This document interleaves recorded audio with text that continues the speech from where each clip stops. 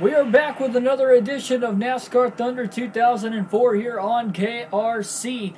Ladies and gentlemen, I'm Keegan Schneider. We're about to get into this one today at the Kansas Speedway. Just 7 races to go to crowning a champion on this 2003 NASCAR Winston Cup season. And boy, oh boy, it's going to be one big day. And I'm going to... Sorry.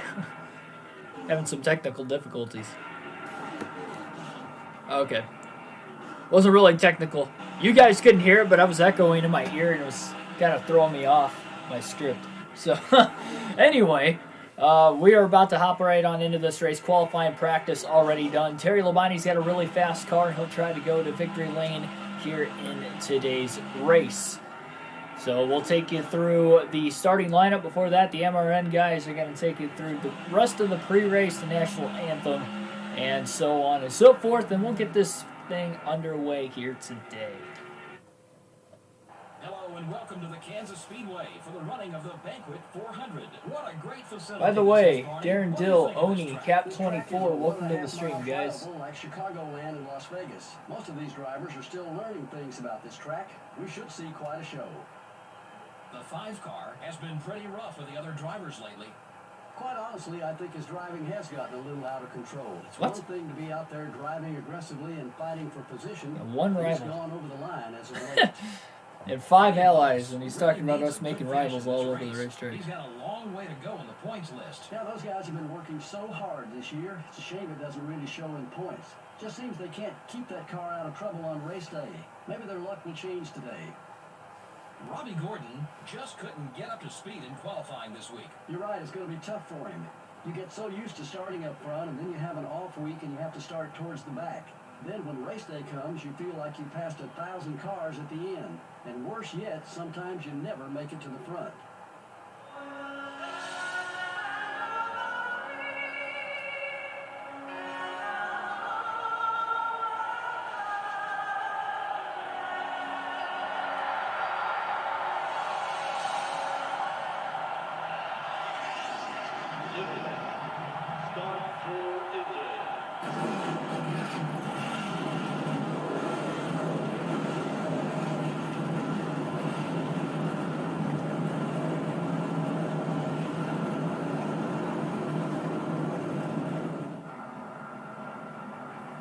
Taking through today's starting lineup.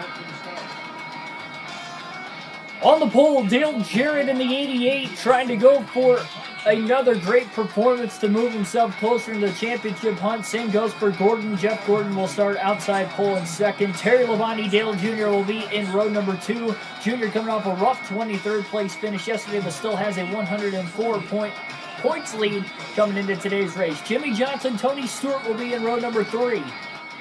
In row number 4, it'll be Bobby Labonte and Sterling Marlin. Tough break for Labonte yesterday while up towards the front and actually led a few laps early on. He blew an engine and rough finish for him as he fell all the way back to 37th by the end of the race. Kurt Busch and Mark Martin will be in row 5. Hermie Sadler, Jeff Burton in row 6. Jerry Nadeau and Rusty Wallace will be in row number 7. Rusty Wallace got his first win of the season yesterday at Talladega on fuel mileage. Nonetheless, Johnny Benson and Greg Biffle will be in row number 8. Matt Kenseth, Kenny Wallace back in row number 9.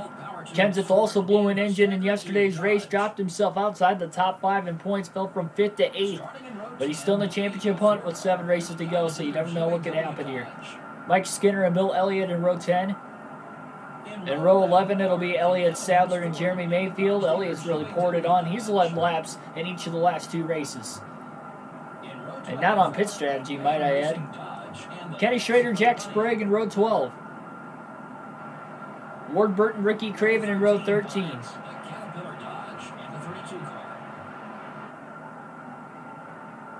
In row 14, it'll be Jeff Green and Ryan Newman.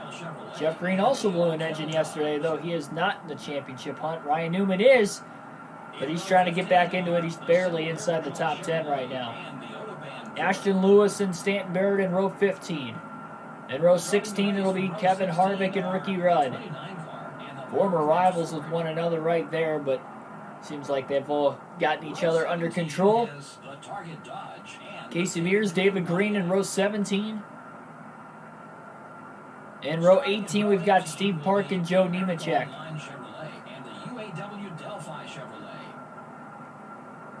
Row 19 on the inside, we've got rookie Jamie McMurray still leading the Rookie of the Year standings with 7 races to go, and Brett Bodine outside of him. In row 20, we've got Robbie Gordon and Michael Waltrip. Waltrip ran out of gas while running in the top 5 yesterday on the last lap, fell back to 6th. Christian Fittipaldi and Kyle Petty will be in row 21. And rounding out the field in row 22 all by himself will be Kevin LePage. And we'll have to wait and see what will happen here today. 400 miles, 267 laps around the Kansas Speedway. Dale Jarrett leads the field to the green. We are underway at Kansas. 7 races to go to crown a champion. Dale Jr. had a really good start on the outside. Got quickly down to the bottom in front of Terry Labonte. And now underneath Jeff Gordon. Still looking low as Jr. He might be going for the lead. Labonte's just hoping that Jarrett holds him off. Terry Labonte really slid the tires getting into turns 3 and 4. And it looks like Jarrett's going to lead lap 1. 5 bonus points for him. Labonte did not take off on the start. Lost 1 spot. Junior now looking a little high. Labonte to the inside of his teammate Gordon. Another teammate right behind him of Jimmy Johnson. Kurt Busch, Tony Stewart in the picture. Labonte's overdriving turns 3 and 4 just a little bit. It's the second time in the first 2 laps he's done it. But he will pass Jeff Gordon off turn 4 for third. Dale Jr. trying to get himself 5 bonus points. It's been a couple races since he's led a lap. Jarrett trying to fend him off. Labonte's hoping to get around Jr. as soon as he can as well. Jr. looking low again. Labonte looks even lower. Labonte really drives it in deep. He was trying everything he could to make sure Jr. was not going to get underneath Jarrett there. Labonte about wrecked it, throwing it in as deep as he did. That was a very aggressive move very early in the race. But trying to make sure Junior does not score as many points as possible. Been points racing all season, but even this late in the year, these guys only think about it more and more. And again, Jarrett shuts the door on Junior. I think Junior's faster than Dale Jarrett. Labonte down to the apron to try and get underneath Dale Jr. That's not going to work. Tony Stewart, by the way, sitting in 4th right now. Labonte's actually able to throw this car pretty deep in the corner. For the most part, it still grips up pretty well. Junior again, trying to make a run. Oh, Jarrett slides up. Junior could not get underneath him, though. Labonte did everything he could to pull that same move he did 2 laps ago on Dale Jr. and just drive it in deep. Get the Juniors inside, at least to keep Junior from getting underneath Dale Jarrett. I'm sure he's still angry with you. Ooh, a little tag. A bumper tag between the 5 and the 8. Labonte just enough to barely loosen him up off turn 2. And Labonte will take over 2nd from Dale Jr. now. Jarrett continues to lead. Labonte again driving it in deep. Tony Stewart trying to get underneath Jr. for 3rd. Jr. took just a little too long trying to get around Dale Jarrett. We'll see if Labonte can get around him. Labonte looks low off turn 2. Terry might be trying to lead his first lap of the race. To the inside, he drives it in way too deep. Still got it to stick, and he's still underneath the 88 of Jarrett. As they are side by side for the lead, Jarrett's led the first 7 laps.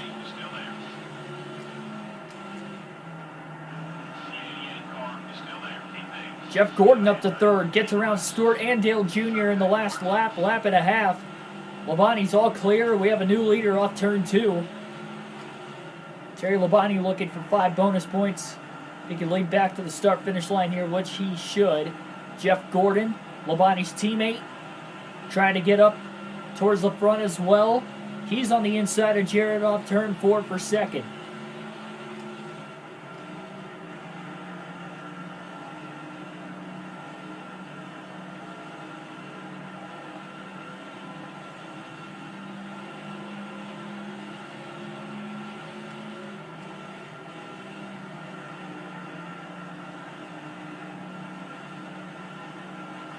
Oh, Labonte got tight. And the wall off 4 into Jarrett. Jarrett about goes around.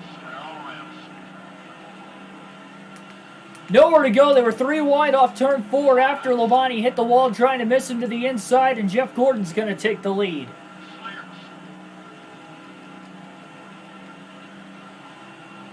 I think Tony Stewart's in second as well, as he got on by that mess.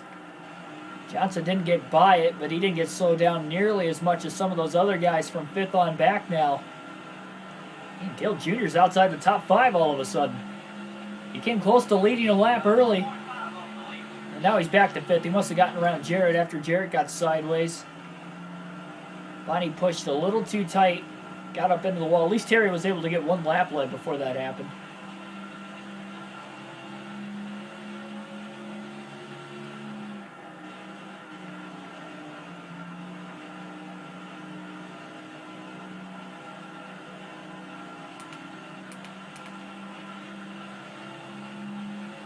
Fuel window should be anywhere between 60 to 70 laps in tonight's race here at Kansas.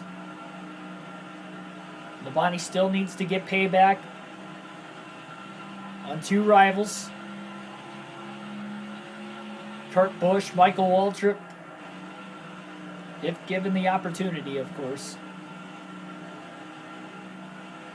He tried to turn Kurt Busch late in yesterday's race. And he failed pretty miserably. Trying to turn him down the back straightaway. In the final 20 laps. Oh, we'll contact with the leaders. Tony Stewart maybe trying to move Gordon with a little bump. Just enough to get underneath them. And now they're side by side in turns 3 and 4 for the lead.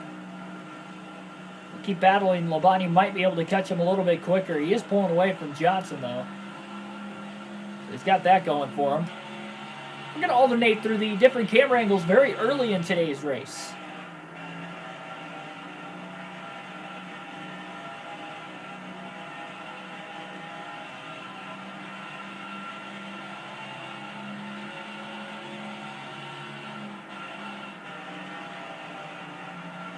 Stewart still has not gotten around Jeff Gordon.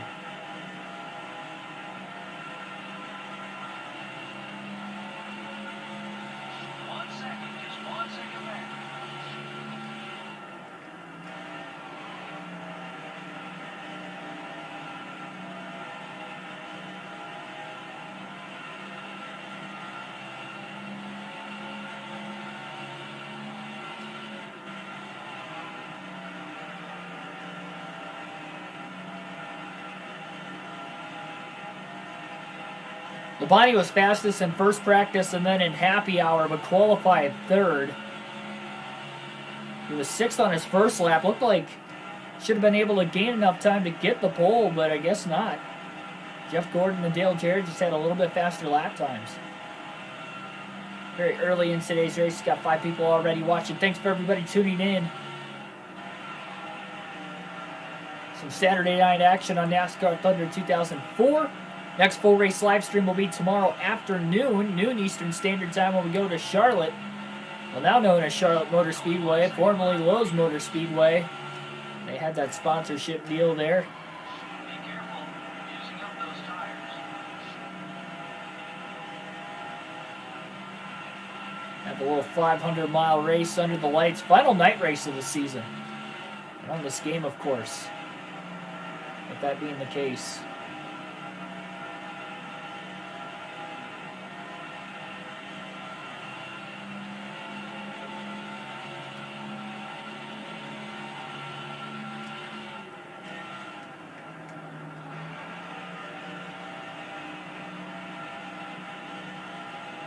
Blown engine on the inside of the racetrack. Ryan Newman up in smoke. Another driver in the top 10 in the point standings. We've been seeing that a lot this season. That's why the points have been as tight within those top 5 drivers for most of the year. And Ryan Newman has just blown his engine here in the early going at Kansas, only 19 laps in. That is going to be a tough last place finish for him. And that might have just very well put the nail in the final coffin in Ryan Newman's championship hopes in trying to go back-to-back here on both of these NASCAR Thunder 2004 seasons. Very unfortunate. Was able to get one win this year.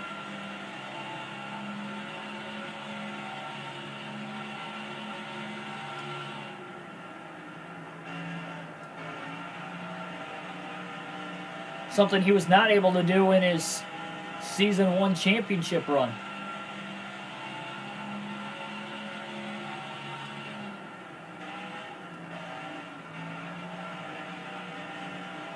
Tony Stewart has been all over the back bumper of Jeff Gordon, but he has not been able to get around him. Michael Turner, welcome to the stream, by the way. Yes, we do have the Cheez-It Good Luck Charm here today. So maybe we can get the win with him.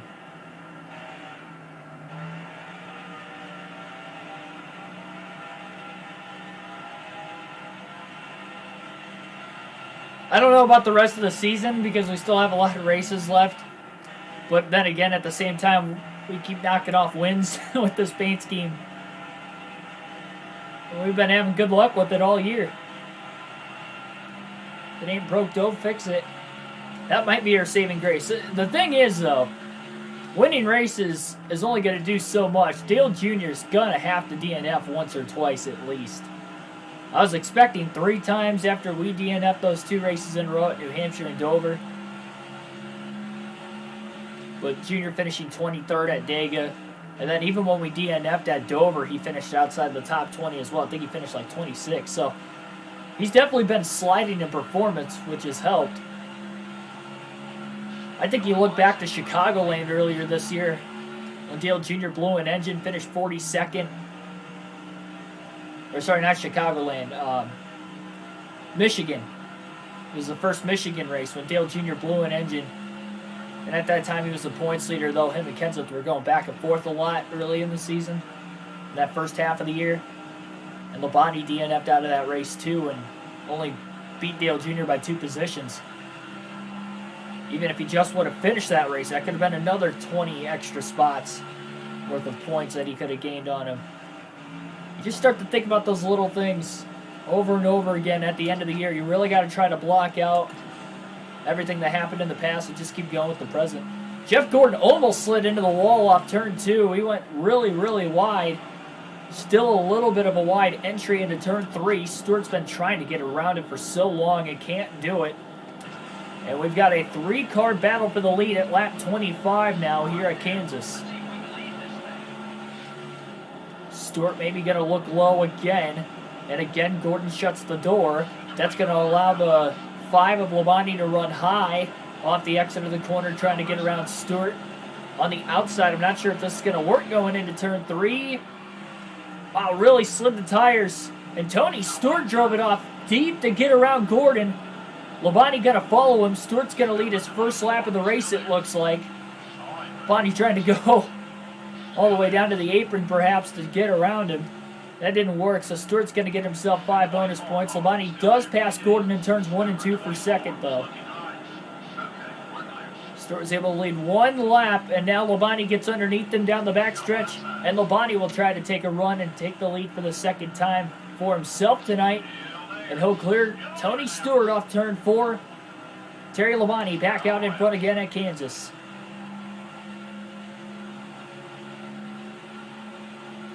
Junior's now outside the top 5. Kurt Busch is up in 5th. Kurt's actually right behind Johnson for 4th right now as well. The top 3 have just pulled away from the rest of the field. That contact with Labonte after he got in the wall a little bit earlier while leading, and Jared kind of ran into the back of him, really stacked everybody else up. And Labonte actually, despite hitting the wall and then getting hit from behind, specifically in that right rear corner panel from Jarrett, at least it wasn't a hard hit. So not only there isn't a lot of damage after that happened, but also for Labonte's sake, he didn't even lose that much time. He only fell about maybe a second and a half off the lead, so he was just consistently there. And now as this long run carries forward, Labonte's looking like he's got a really fast car. This car's actually not only fast, but really, really stable. Not sliding the tires a lot. Terry Labonte has not won on a mile and a half this season, though. That has been his Achilles heel. We've got 4 of them before the end of the year in these last 7 races, if you include today's race, as well as tomorrow's, obviously, as well. Need to gain 58 points per race on Dale Jr. Yeah, that's going to be tough. That's why I'm hoping he DNFs, so we don't have to, consistently gain that much. You know, if we can gain, 151 points, if we have a max points day and he, DNFs or something like that, or somewhere around 140, 150 points, that only makes the average even less. I want to get that average down to where we only have to beat him by a couple positions going into Homestead, if at all possible. We'll see if Dale Jr. has a fall from grace. Everybody else behind him in points is definitely looking for it. Bobby Labonte had such a strong season. He's still got a shot. He's still within 1 race. Again, the top 5 are within 1 race worth of points, but Jr. still got a 104-point lead.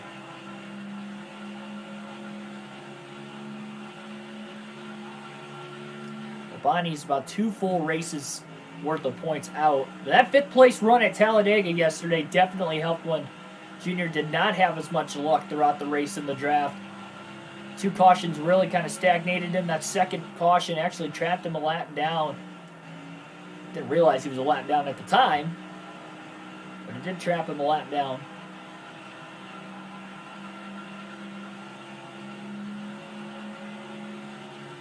But a 2-second lead now for Labonte over Gordon. 3 Hendrick Chevrolets in the top 5, and of course running 1-2 at the front of the field. Gordon, another championship front runner. So again, we'll try to keep an eye on Dale Jr. throughout the course of this race, and obviously the rest of the season, as well as those other championship front runners. Bonnie did move up 1 spot in the points after that 5th place run. He went from 12th to 11th.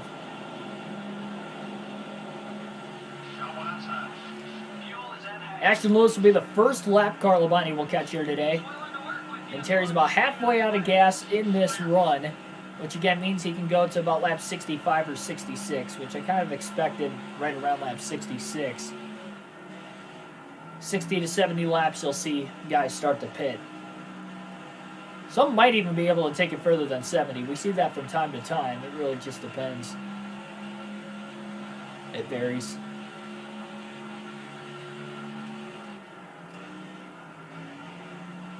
I think that Talladega race really put into perspective what most of the races have been this season, where we've had very few cautions. That was the only super speedway race all year of the 4 that we didn't have a single big one, which I was quite surprised, because we had at least 2 in each of the first 3 super speedway races. So the fact we didn't have any there, definitely a different tone, that's for sure.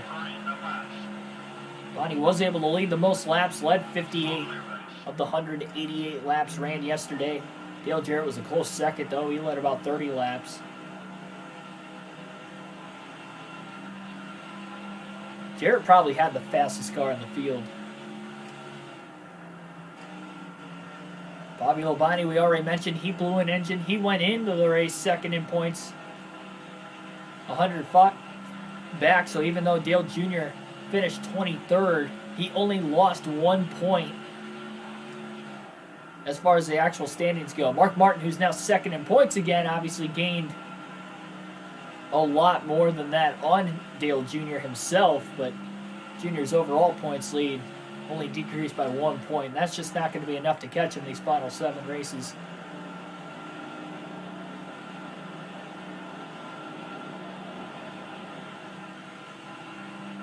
Yeah, exactly. I think the only way Junior's finishing outside the top 20 is if, caution comes out, traps him a lap down, if he's on pit road, or he's going to have to crash out of the race. Junior's going to have at least top 15 speed the rest of the season. He might finish outside the top 10 once or twice on speed, but that's going to be about it.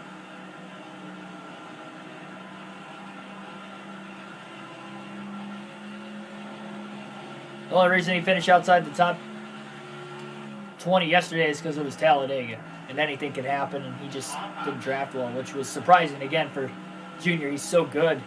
Super speedways, especially Talladega, and especially in the early 2000s where this game takes place. So I was very surprised he had a poor run.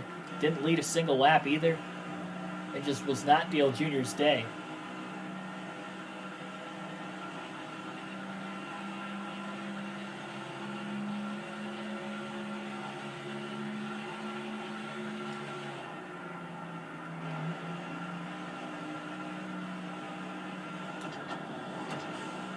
Bonnie's just open. He can pull away now. Maybe he'll get his payback on Michael Waltrip or Kurt Busch at some point in time today. Maybe he won't. Who knows? We got Martinsville coming up in a couple of races. That will be on Monday evening. So maybe there's a good chance that we can get some payback there if we don't get it in these next two races. Dale Jr. back in the top 5. Jimmy Johnson's now faded. He was in 4th for a little while. Kurt Busch is the 4th place driver. He actually got around Johnson a couple handful of laps ago. Already to lap 40 with a caution-free race so far at Kansas Speedway. Again, thanks for everybody tuning in here on KRC for the NASCAR Thunder 2004 season. A late going of the season again. Just a couple more weeks before we decide a champion for this game. Oh, Kevin LePage! Thought he had Labonte clear when he slid up the track in front of him. Just kind of trying to run his normal line, I think. I don't think he was trying to block. He's going to get to the outside of him this time off turn 4.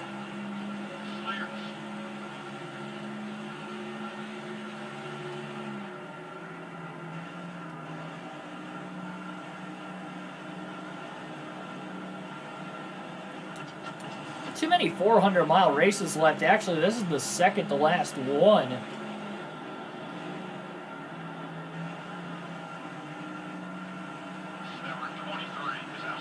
The next one isn't until the championship race at Homestead. Sadler blocking. Bonnie trying to get under him. Finally does. Drove it in deep. Brett Bodine gives him room. Bonnie drafted well with him at Talladega, so he's an ally. It's one thing nice having Talladega's our last race. We got a lot of allies coming into Kansas today. I'll tell you what, Terry Labonte's got to hope that he's got a good setup for Charlotte tomorrow because he did not have a great All-Star race. He didn't even make it to the final round of the All-Star race. He got eliminated, did not have the speed or the handling, and didn't have the speed or the handling in the Coke 600 earlier this year as well. So even if he does have a good run today, that's probably been his worst track or one of his worst tracks this season. They're going to have to hit on something in practice if he's going to want to even contend with speed tomorrow. But again, just trying to worry about today first and taking one day, one race at a time. Especially still being in the early going of this one as well. Anything could happen.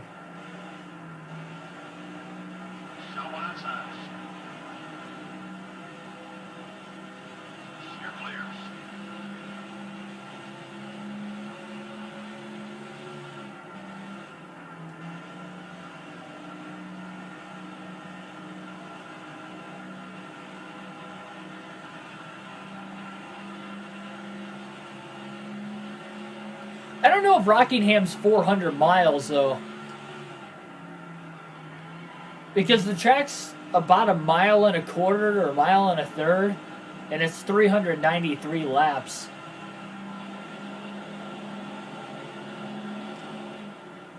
So I feel like it's more than 400 miles. It's got to be more than 400. It's about the same size as Darlington. Maybe a little bit shorter. It's probably about a mile and a quarter.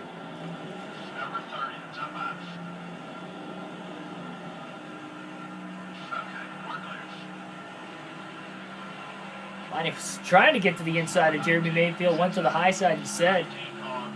Side drafted him down the backstretch cleanly, though, and that's all that matters. Got around him cleanly. Bonnie trying to torch the field early.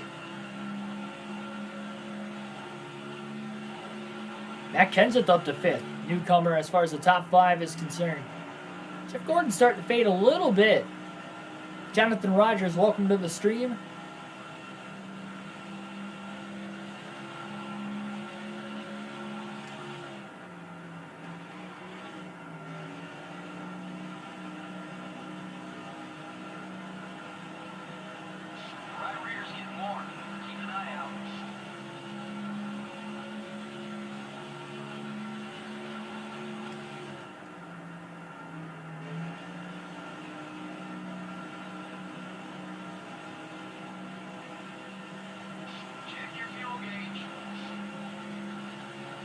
It'll be lap 50 this time. About a quarter of a tank of fuel left. Oh boy, the body slides a little too much in turns 3 and 4 there. It's a 1.017 mile racetrack. I thought it was a little longer than that. I guess it is about 400 miles then. Evan Board 23, welcome to the stream. You have returned, indeed. Welcome back, man.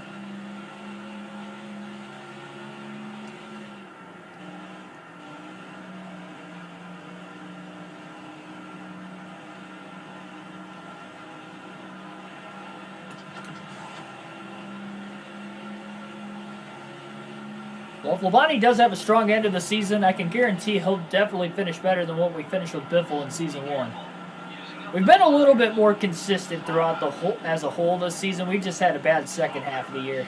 Oh, man, Robbie Gordon.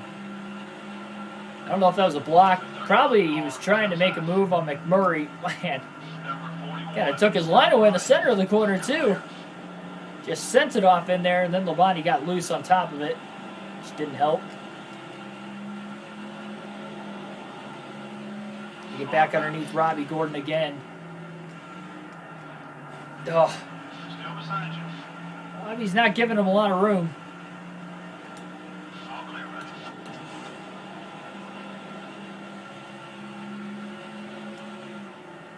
These two battling for position. Barely on the lead lap for the both of them as well. Bonnie clears them both off turn 4 that time.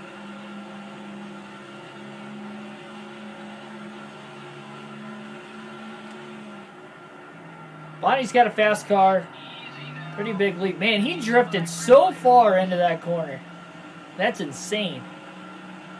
I was out of the gas for a long time, too, and it was still sliding. Well, we're at that point in the run. Oh, man.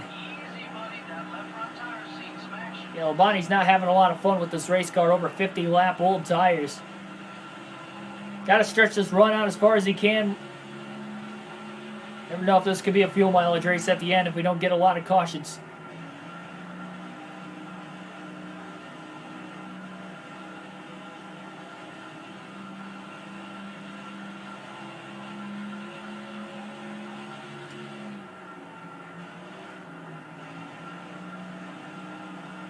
A little bit better in turns 3 and 4. Actually, a lot bit better compared to the last lap and a half.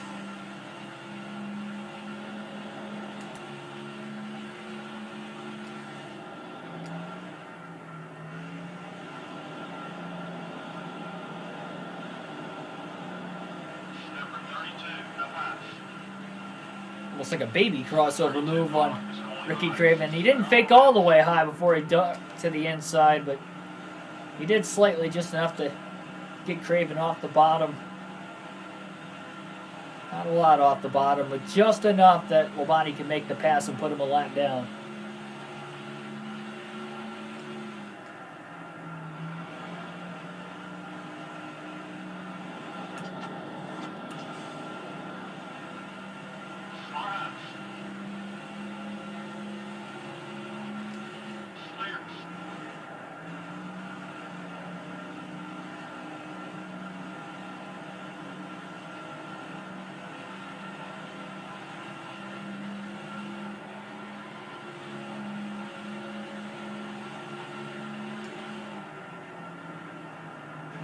There's Rusty Wallace. Rusty's running nowhere close to as good as what he did at Talladega yesterday. Even though he only led 9 laps, he was in the top 10 for a large part of the day. For obviously, again, getting that win. Great call in the pit strategy for Rusty and that team.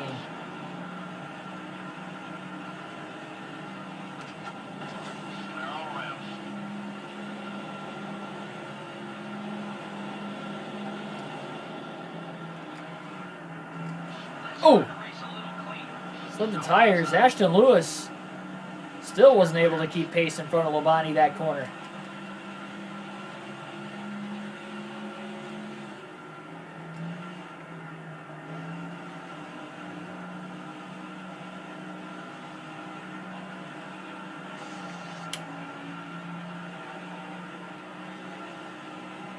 We'll scrape out the wall off turn 4 as well. Just tell Labonte's not as fast as what he was earlier in the run. A lot of it, pretty much all of it, is the tire grip. He was good on the long run until he got right about lap 50. Just beyond that mark, and his tires are just not holding up anymore.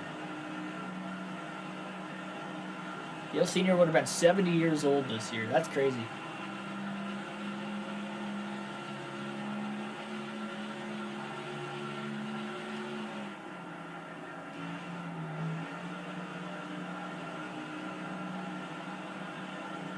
Seen nothing of Mark Martin so far today. We mentioned he was second in points coming in.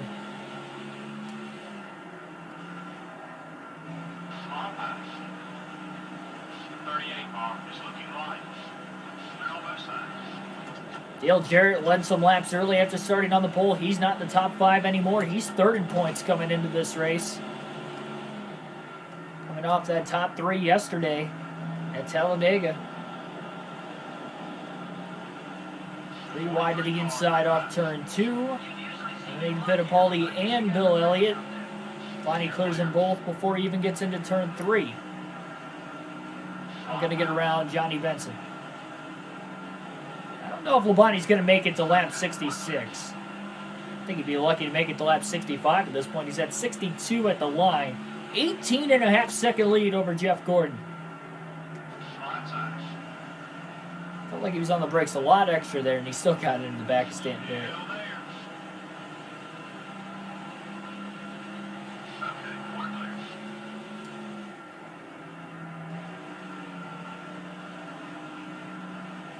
Morgan Shepherd turns 80 this year. That's hard to believe, too.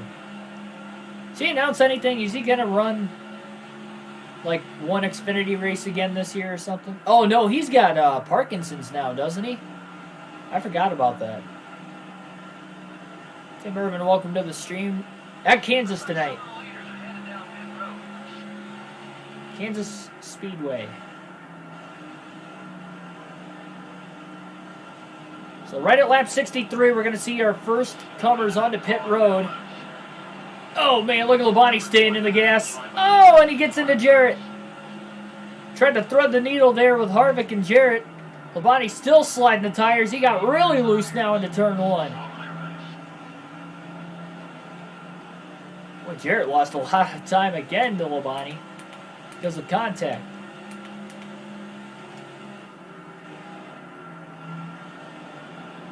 It's alright, at least there's not heavy damage on the 5 car. Oh, no! Might have spoke too soon. David Green checked up. Harvick made a late and abrupt move to try and get to pit road. And that checked up Labonte so much to where Terry couldn't make it into pit road that time. He might be running out of gas down the backstretch. Labonte's going to pit this time by. He wanted to pit that last lap. It's alright. It looked like he made it. Yeah, Labonte's going to make it anyway. Ooh, just into the back of Junior. Locks the tires up. And onto pit road. Oh, almost spun out. Jeez. That was a train wreck trying to get to pit road. 4 fresh tires, full tank of fuel, no adjustments for Terry Labonte. Tim Irvin, welcome to the stream, by the way. Currently doing Kansas NASCAR Heat 5 Truck Series. Nice. Maybe we can both get our wins tonight. Same racetrack, completely different year. Kansas has had a repave since then, too. Right around 2011, 2012, somewhere around there. That's why the track's in its prime right now. Yeah, not the fastest pit stop, but no mistakes. That was the big and crucial thing right there for Terry Labonte and his crew.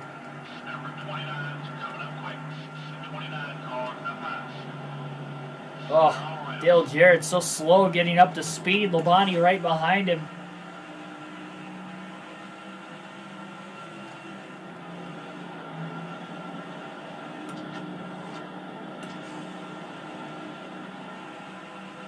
Still have some of the leaders out on the racetrack. So Labonte made it 65 laps to start today's race before having to come to pit road.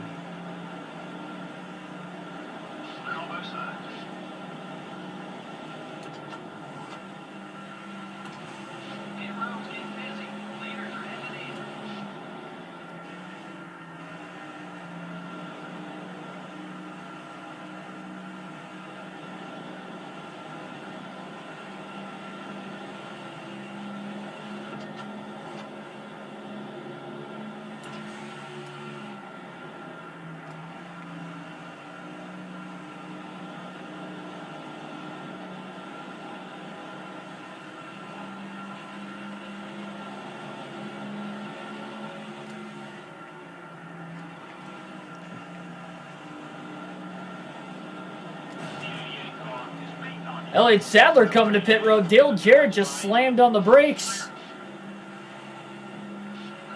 It's not the third driver that has just checked up so much when somebody's trying to get to pit road. And now Jarrett all of a sudden's mad at Labonte for it, even though it wasn't Labonte's fault. These guys just keep checking up, and now Jarrett's arrival. What these guys are thinking when that keeps happening. Terry Labonte's trying to stay in the stage or share draft, excuse me, at least long enough to maybe get it below minus 60. Labonte hard into the corner. Okay, it's at minus 58. That's good enough.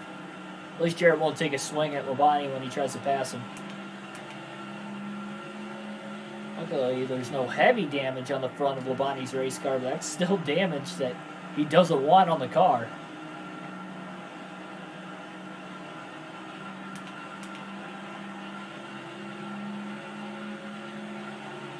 Lap 70, Kyle Petty just hit pit road. He stayed out to lead a lap. He was the last driver to do that. There's Mark Martin. Martin's a lap down. He was one of the last guys to stay out as well. Man, Mark Martin just not a good start. We'll see if he can run Labonte back down, but it doesn't look like he's got any speed today.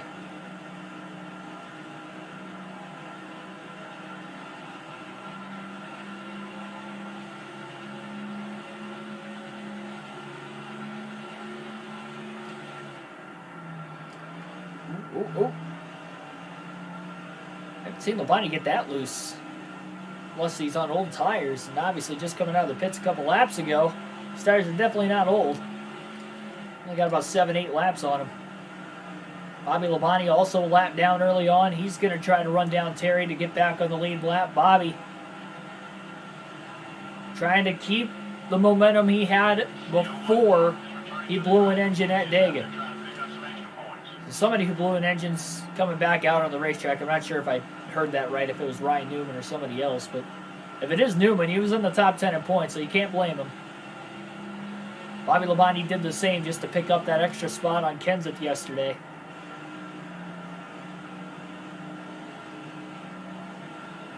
Bobby went in second in points.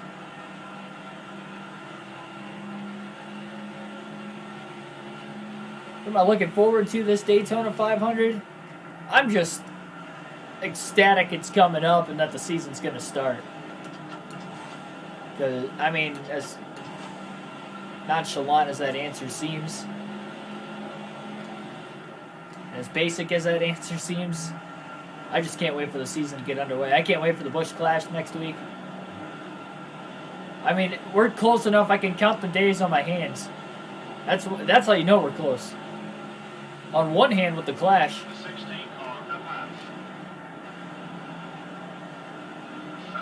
Yep, Derek Cope running in Daytona 500. Pretty insane.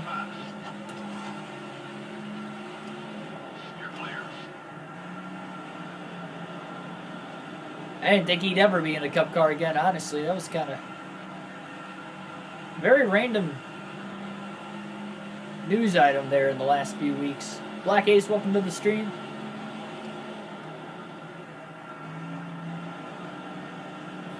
Total domination like Martinsville. Not quite as much as Martinsville. Still got a lot of drivers on the lead lap yet. Long green flag run, though, just like Martinsville when we started. Only had a couple of cautions that day as well.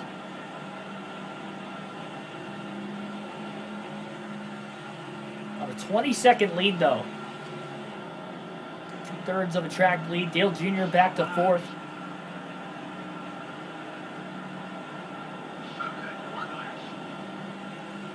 Yeah, it's always cool when the season rolls around, those first couple races, just trying to get used to all the drivers and their new cars, new numbers. It always seems kind of odd, but at the same time, it's kind of cool to see. Oh, here comes that slow car. Yeah, I'm not sure who it is, but Bonnie's trying to go high to miss him. Oh, man, him and Jarrett split. Nadu 3 wide, 4 wide. They were 4 wide. I didn't realize Jeff Green was on the inside. That's insane. Well, Bonnie barely kept it off the wall.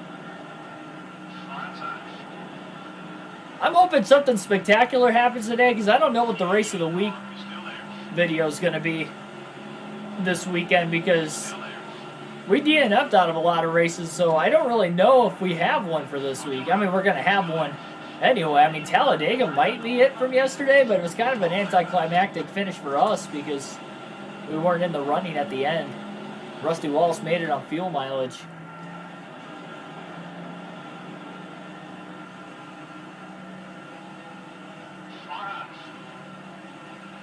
We're only 80 laps into this one, though, so could have something different. So Nadu was the other driver that blew that engine. He came back out on the racetrack. Fortunately, Ryan Newman has not been able to get his car repaired, so he's still in last. He almost got the wall off, too, trying to clear Jeff Green in the 1.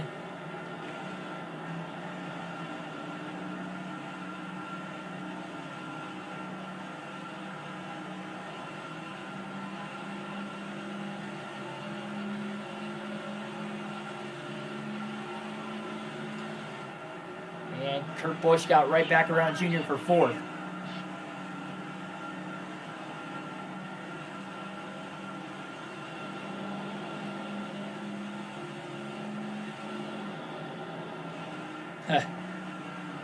I mean, it's possible, but I don't see Derek Cope winning the race.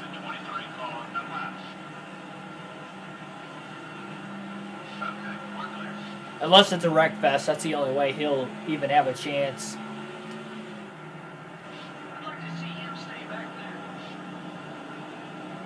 Kind of stinks he's got a charter because there's some faster cars that are non-charters that are going to miss.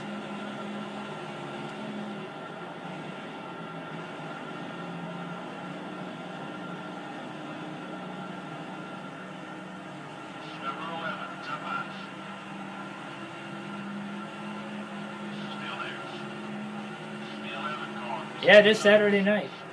Well, I guess I've been doing some races during the week as well because of COVID, but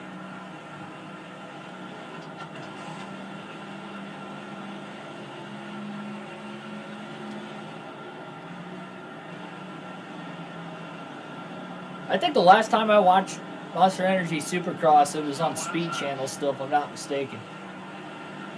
Sadler trying to block Terry Labonte. Wasn't clear, a little contact.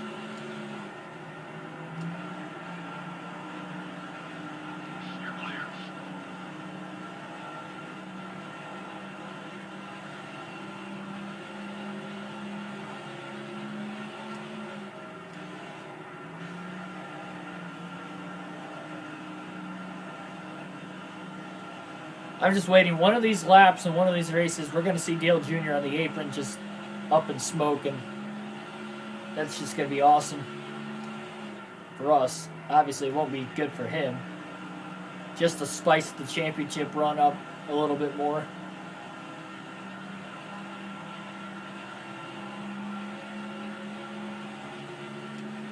So after that 5th place finish last night at Talladega, at least we got a top 5 and another top 10. So 5 top 10s now for Labonte in the last 17 races. It's slowly starting to get back to a decent percentage, but it's still not great. Whatever happened to Speed Channel? Speed Channel got bought out by Fox Sports, and it basically became Fox Sports 1, Fox Sports 2. That's why you see like a lot of those TV shows that were just on Speed Channel, kind of on like Fox Sports 2 late nights and stuff now. Not all of them, but some of them. They bought the rights out to them.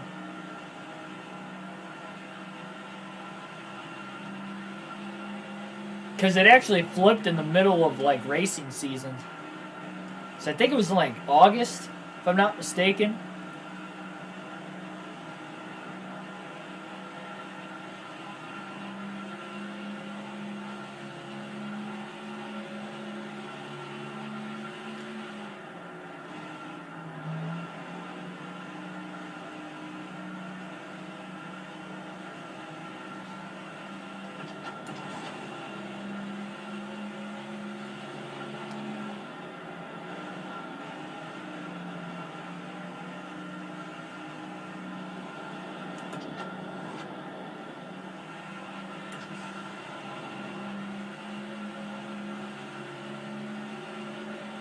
Tony Stewart's up to 2nd place. Gordon has lost a couple spots now.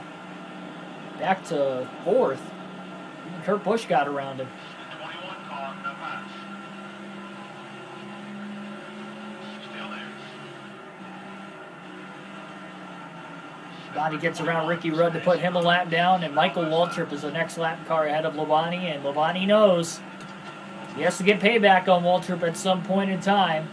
It's now going to be that time. Lap 90, still caution-free today.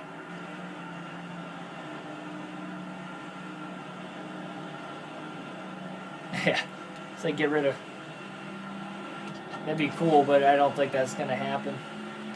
Like I said, they got bought out, so technically, I would think Fox Sports would kind of have like the rights to, Speed Channel in the name, probably.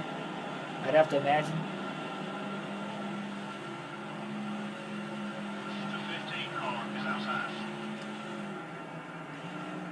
Bonnie's just going to try to get around Waltrip cleanly this time. Not going to worry about getting the payback on Waltrip. He's going to keep this race green, and Terry's going to try to lead as many laps as he can and put as many drivers a lap down as he can as well to make his job easier. If he gets another chance later in the race, maybe he'll try to take Waltrip out then, but now's not the time to get the payback on him. Oh, Johnson with a block.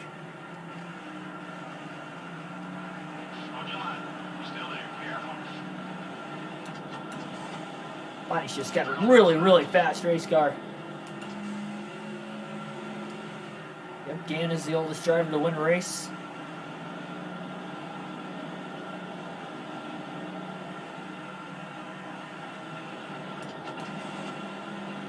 Garrett Cope is literally a year younger than my grandpa. That tells you how old he is.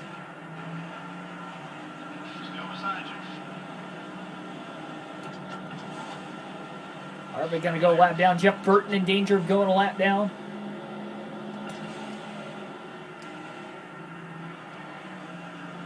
Slide getting into the corner.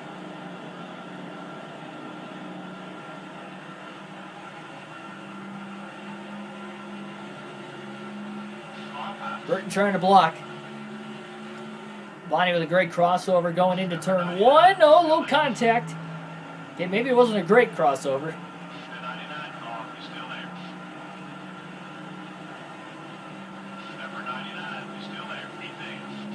Slow car, Jerry Nadeau right there. Wow, Labonte sent it to get around Nadeau into turn 3. Nadeau slid up the track right in front of Jeff Burton. Harvick gets around Burton for a spot. 9 people watch right now. 7 people have hit that like button, so make sure you do so if you haven't already. Subscribe for more daily NASCAR content here on KRC.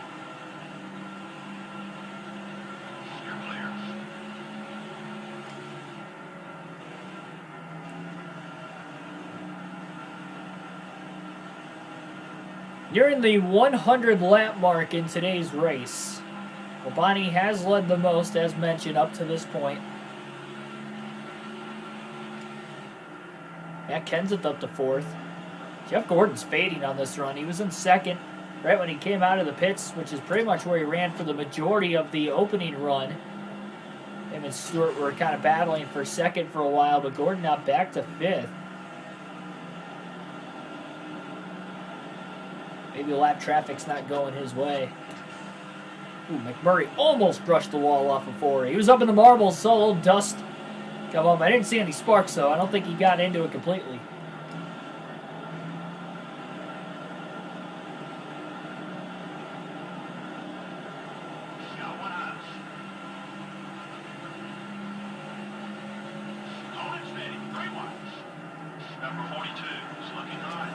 Oh, boy. Yeah, Labonte drove it off way too deep into turn 3. That's why he made the contact. Oh, now McMurray got the wall. He came close to hitting the wall off 4 the last lap. That time he got the wall. Thought Labonte was going to get the wall after the initial contact with Park on corner entry. He clipped the apron, diving it in. Again, they were 3 wide getting in.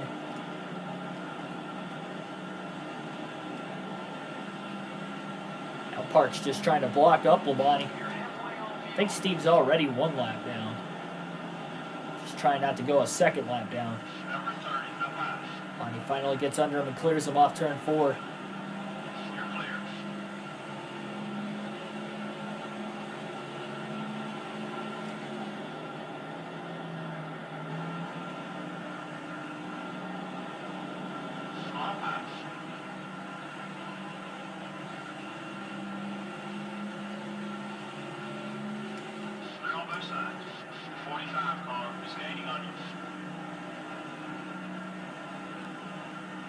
I like how my crew chief said that the 45 was gaining on us, even though we were like, as we were going around him to put a lap down, he's gaining on you. Oh, okay.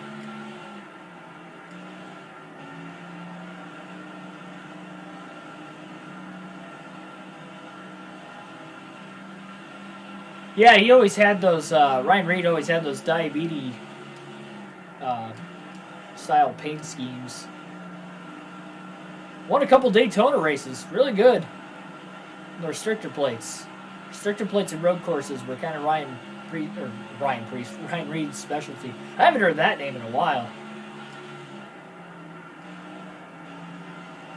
Won 2 out of 3 Daytona races in a stretch there at one point. Here's Dale Earnhardt Jr. in danger of going a lap down. It's going to be a big pass for Terry Labonte if he can get around him.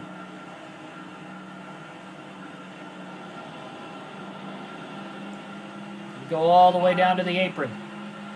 Going to take it 3 wide perhaps into turn 1. No, couldn't get the run all the way underneath Jr. Jerry Nadeau's slowing this giant pack of cars up. Into the back of Jr. goes Labonte. 3 wide into the corner. Jr. trying to grip on the outside. Labonte trying to grip on the bottom. Crowds him a little bit, but he clears him. Dale Jr. lap down. Just past the 100 lap mark today. Outside the top 5 at least. Not sure exactly where he's running. He's outside the top 5 and a lap down. I think Marlin might be for position. For Junior at least. Labonte obviously is the leader. Oh, a little contact up ahead. Saw some sparks flying getting into turn 3.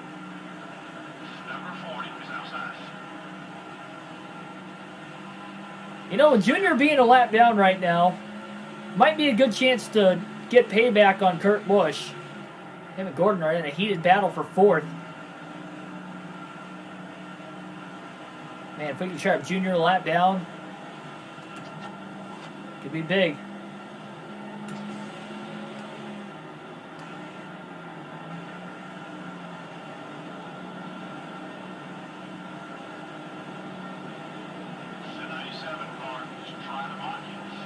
Crossover on the lap car of Jack Sprague. They go off into turn. Wow, Labonte got loose. My goodness. I mean, that car just turned straight left. I don't think I've ever seen the car get that loose on corner entry in this game before. That was insane. Bonnie drove right out of it, though. I think he's got that big lead. Oh, 3 wide into 1 underneath Fittipaldi and Mears. Overdrove the corner a little bit. At least he clears Fittipaldi. Big run on Kurt Busch down the back. Might be looking to get payback on Kurt Busch here very soon. Trap Junior lap down. This would be huge if Labonte can get to him. Number 97 is putting a lock on you. The 41 cars are coming up quick. Those guys are battling hard up there. 3 wide off the exit of turn 2. Bonnie's getting really loose on these older tires, though. Side by side with Jeff Gordon, Matt Kenseth for 3rd. Bonnie got a little tight. He had to lift a little bit off turn 4 that time underneath of Kevin LePage.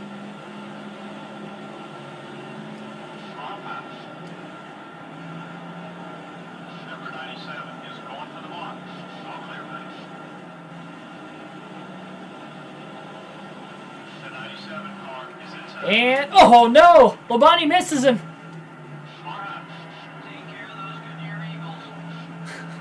Labonte just completely whiffed at Kurt Busch.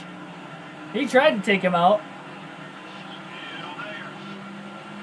Bonnie's car's really loose at this point in the run.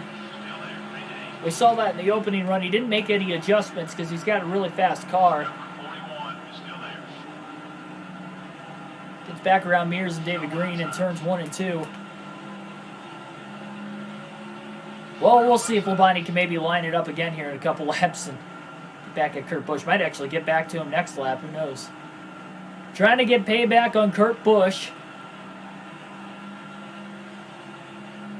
from 2 races ago.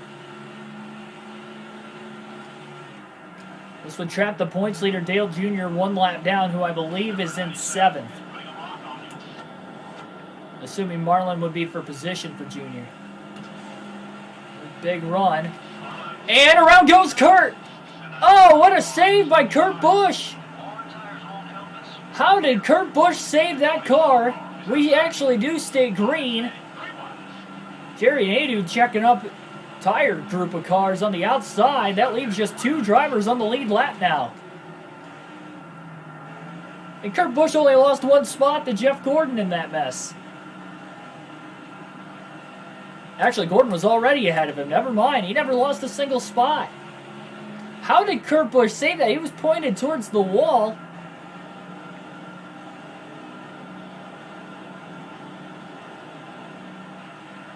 That had a catastrophe written all over it.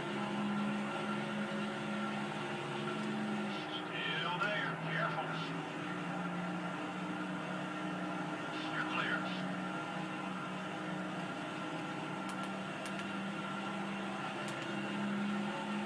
I guess we'll try again some other time. What a save by Kurt Busch.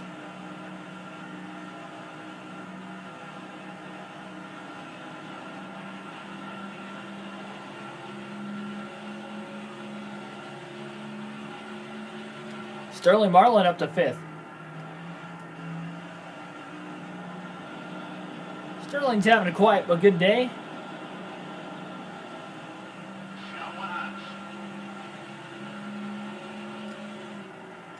Number 02 is still there. The 02 car is coming high. Okay, we're clear.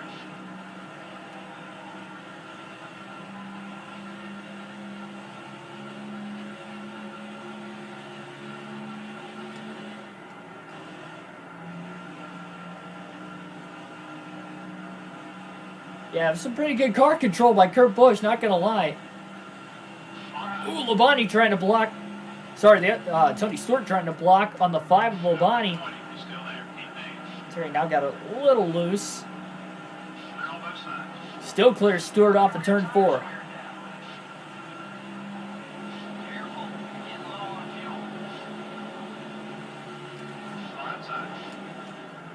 Big run got in the back of Kenny Wallace.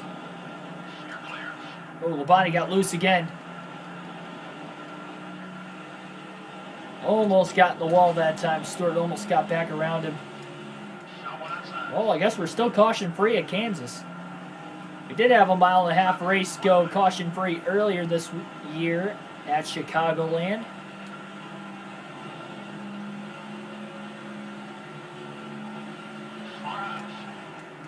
Bodine pinching off Labonte.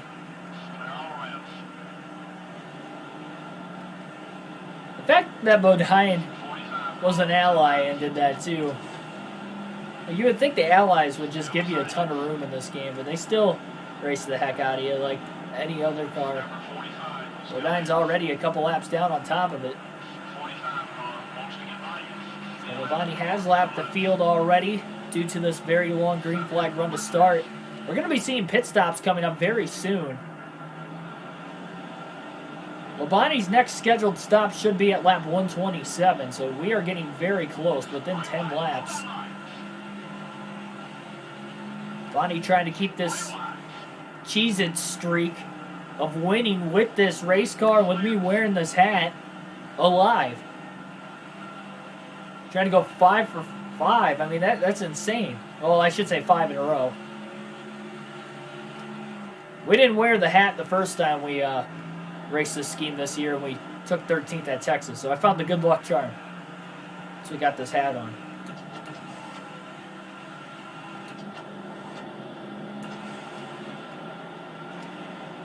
Oh. Gosh. Murray's slowing up so much. Nadu in front of him. It's amazing how slow Jerry is.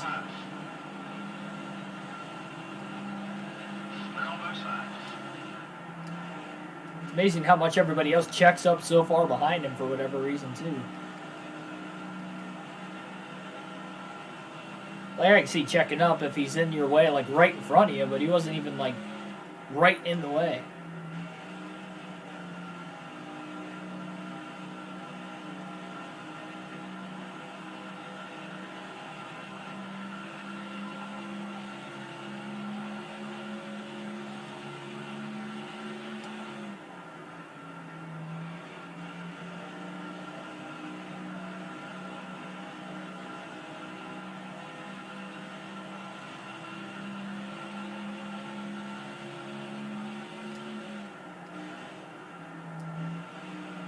Yeah, you're right, Michael.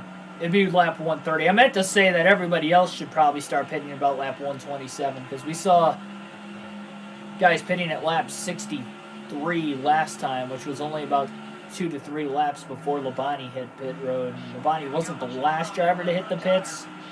He wasn't the first, as just mentioned, as well.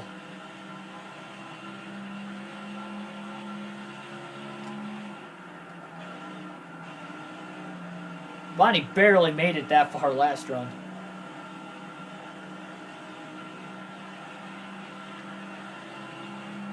Might not stretch it, maybe come down to lap 129 just to make sure, because it was very close on the last run.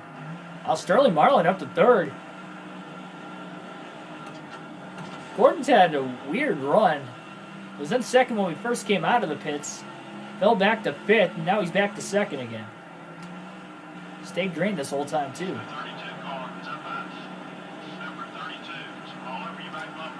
Oh, Labonte pushing. Brushes the wall lightly off turn 4.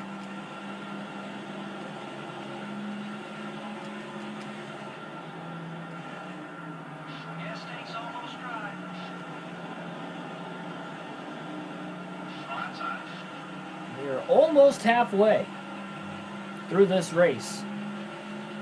One thing with a caution-free race, we've seen 2 of them this year and 2 of them in season 1. I mean, the races just fly by with the fast race pace.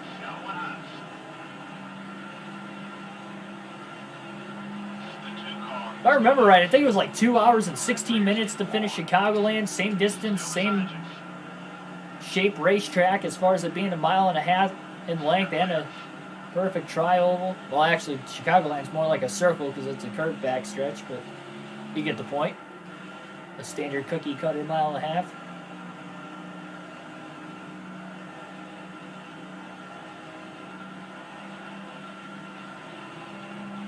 It's just insane Labonte's got this fast of a car. Now, this is the first race at Kansas this year.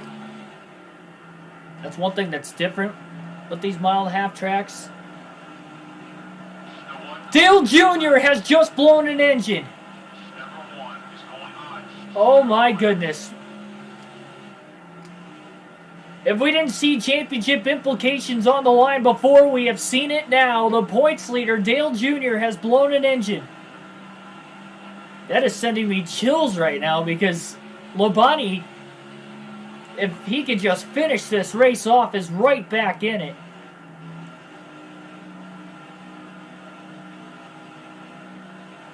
Up in smoke down the backstretch, trying to nurse it to pit road. Problems for Dale Earnhardt Jr.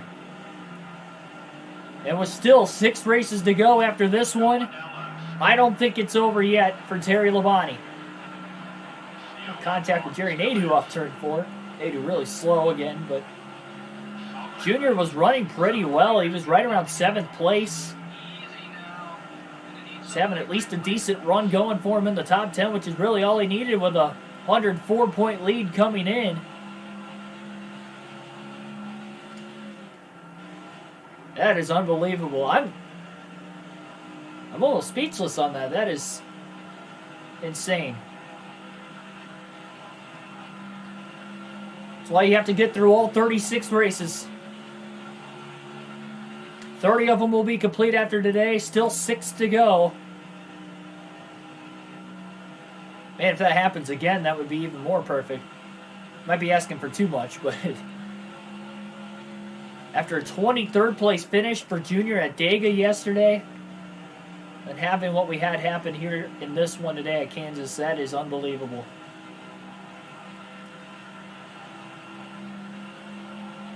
Labonte could get a max points day too. He's led the most laps by far up to this point.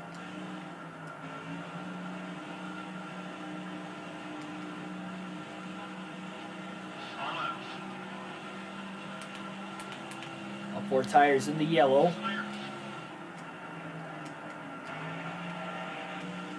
Labonte's going to be able to go a little bit further. Labonte might actually take this run a little bit further than his other runs in today's race.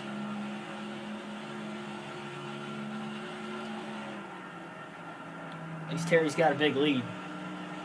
The leaders are coming in to pit.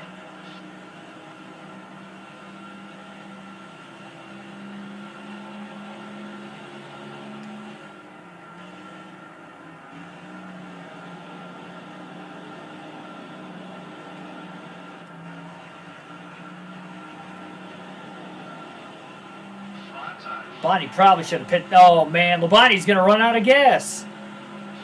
Wasn't paying attention. Man, he went 2 laps further. Yeah, out of fuel off turn 2 for Terry Labonte. He's going to have to coast it back to pit road. At least he won't have to coast it too far. It's going to cost him a little bit of time, though.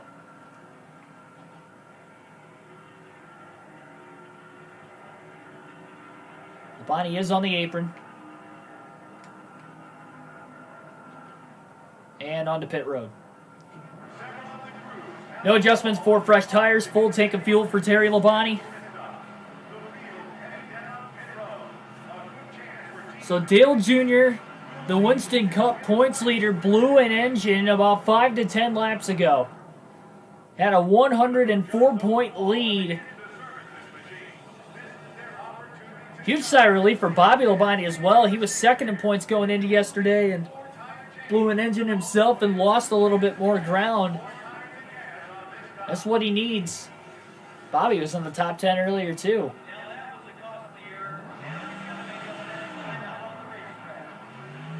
not the fastest stop, but it actually wasn't that bad. 18 seconds for Terry Labonte. I don't know why they said it was a costly stop. Ward Burton costed him a little bit of time coming out of the pits. Could have been talking about Labonte running out of gas off of turn 2. Labonte's underneath Ward Burton. Burton's not letting him back up the racetrack. Labonte had to let him go or he wasn't even going to be able to make it into turn 3.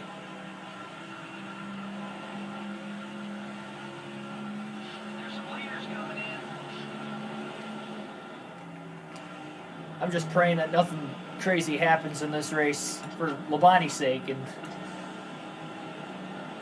he's going to be right back in it. He still has to finish this race off. That's how important this race at Kansas has all of a sudden just become.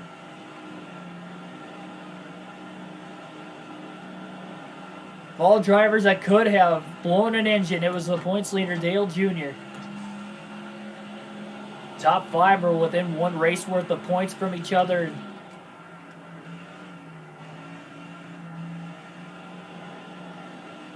We might be less than 250 points out at the end of the race if we win. Can't remember exactly how far back we were coming into the race. Wasn't it like 373 or something like that? I think it was. Can't remember what the exact number was. But I think it was somewhere around there. I mean, yeah, max points day. We should be able to be like just over 200 now. That's still 1 race of points, but with 6 races to go, if Labonte could just have a dominant finish to the year, who would have thought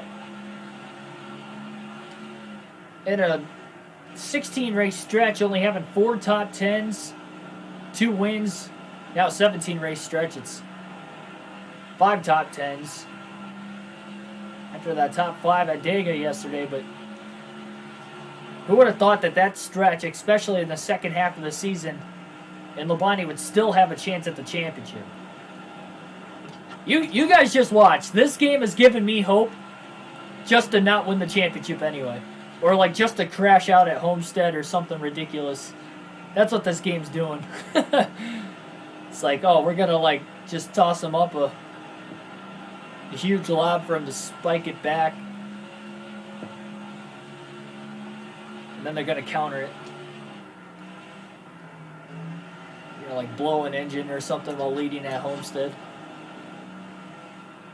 3. Oh, Labonte loose! Off turn 2. Oh, that was a huge save. Had to go down to the grass to do it. Car was just skipping right along on the inside lane. Might have overdrove it just a tad bit. Colder tires. Just coming off the pit lane. Marlin's up to 2nd. He's actually back on the lead lap now, too.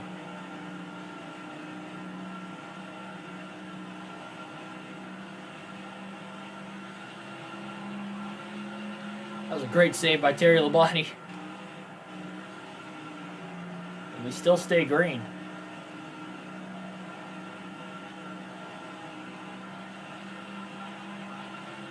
Just past the halfway mark as well. That was actually kind of big, because if we do get a caution, Marlin's back on the lead lap.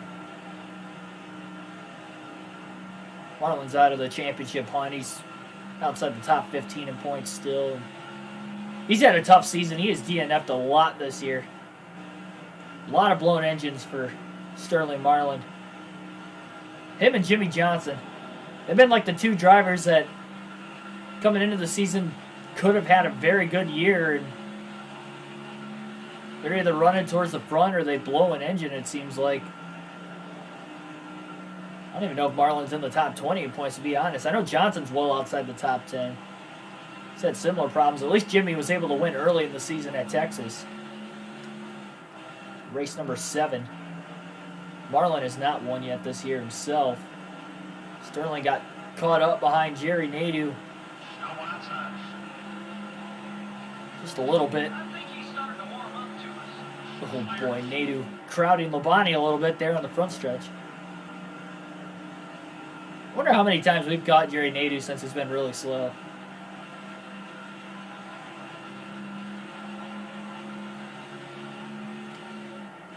388. Yeah, Junior's not going to finish last. Ryan Newman DNF'd. And then Jerry Nadeau blew an engine, but he's back on the track. So hopefully Nadeau can make up enough laps to at least get back around Dale Jr. Strange that Jerry Nadeau decided to come back out on the track. He's not in the championship hunt. If I would have seen, one of those guys on the top 10 in points do that, I could definitely see it, especially this late in the year. But surprising that somebody pretty well outside the top 10 in points tried to come back out after either an engine failure or a crash of some sort.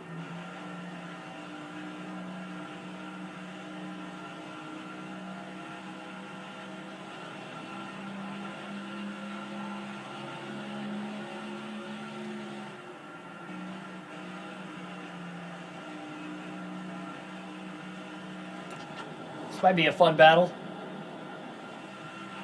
Marlin trying to stay in the lead lap in that second position. Labonte trying to run him down and maybe put him a lap down.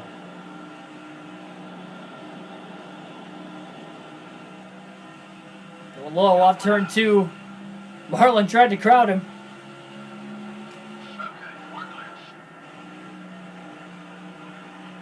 Labonte gets underneath him in turns 3 and 4. Oh man, they almost made contact off turn 4. Labonte all clear, and he's put a lap on the field again.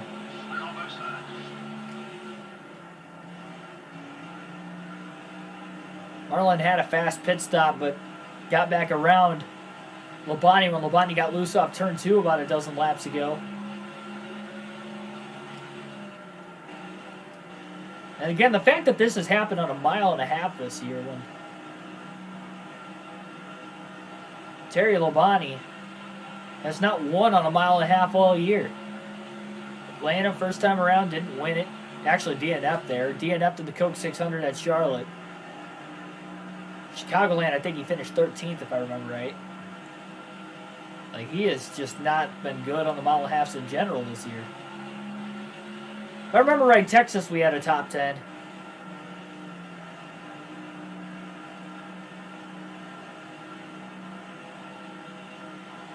No, because that was the first race we had the Cheez-It hat, and we didn't.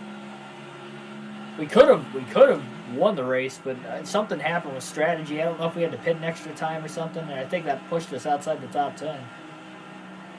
And Junior can finish as far back as 42nd. You're right, that would be 148 points gained. As long as Junior didn't lead a lap. I don't know if Dale Jr. led a lap or not.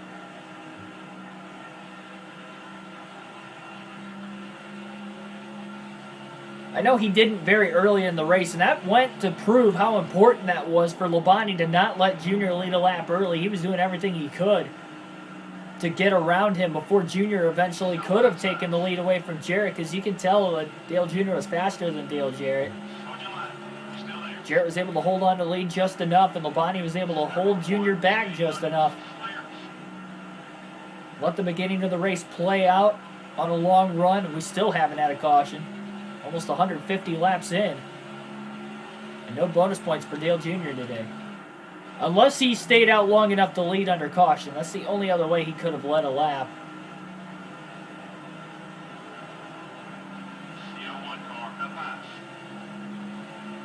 So we caught Nadeau at lap 149. I want to see when we catch him again.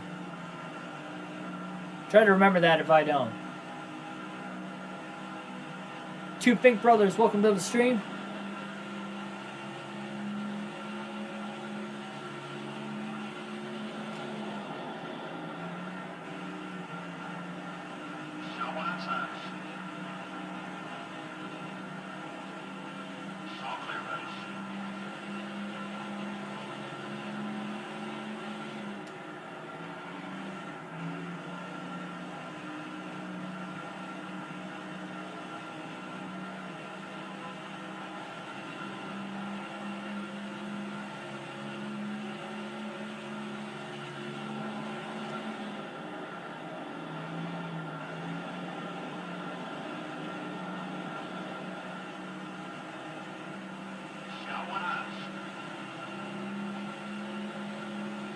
Yeah, Jared, I mean, sorry, not Jared, but for Labonte's sake, needing payback on Kurt Busch and Michael Waltrip, I think he's just going to save it. He almost got it on Kurt Busch, but Kurt saved it earlier. Let's get this race done and over with. Junior's already out of the race. As long as Junior doesn't come back out on the racetrack to try and gain at least a couple more spots if somebody else DNFs. And as well to try and stay ahead of Nadu if he can. Ethan, welcome to the stream.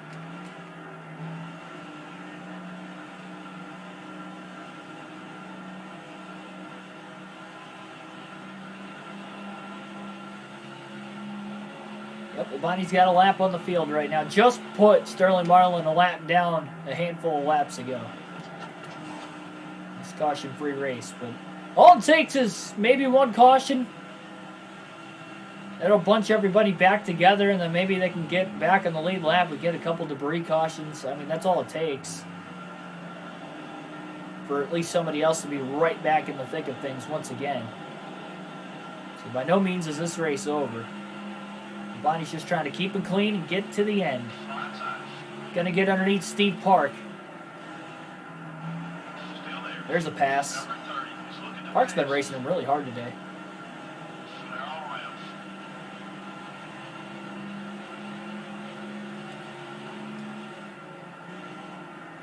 You're just tuning in for the first time. Points leader Dale Earnhardt Jr. blew an engine right before our second set of pit stops.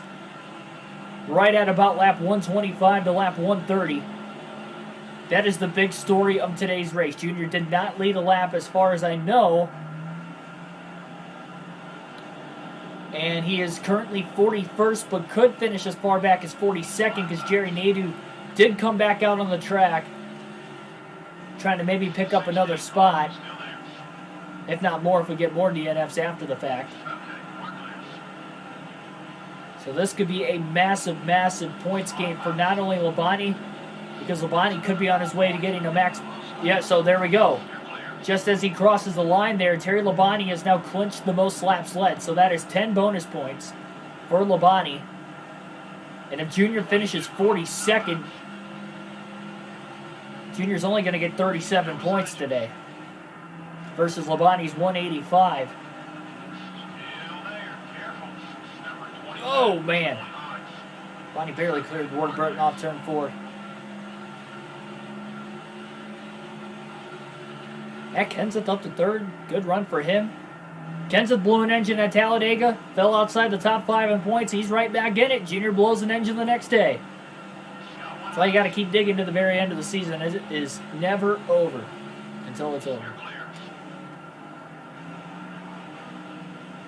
Oh, Nadu. Not only slow, he kind of walked way up the racetrack that time as well.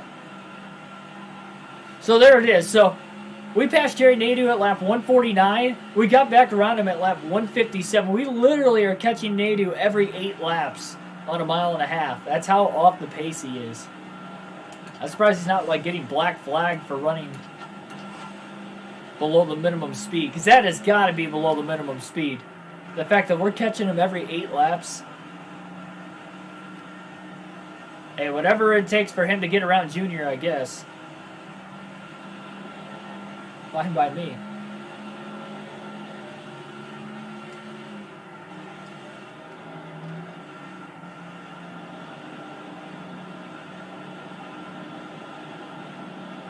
And this will be the 10th win of the year if Labonte can go to victory lane. We had 14 in season 1 with Greg Biffle, but we had more DNFs, if I remember right. I think we had 12. We've had 9 so far this season. That's why we're still in the championship hunt. That's the difference. That's 3 full races of points that we missed out on last season compared to this season. So, and, well, then again, we won more, though, too, so maybe not a full 3 races, but well, I guess the season's not over yet either. We still got 6 races left after this, so it's not impossible that we could win 14 races again, but definitely more consistent this year.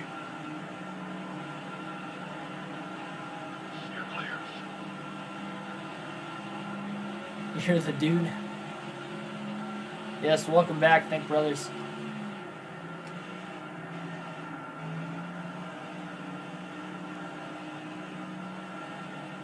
Yeah, again, the only thing you would have missed so far tonight, we haven't had a caution. So we're caution-free. This could be the third caution-free race of the season. Maybe the fifth ever here on this game on the channel. NASCAR Thunder 04.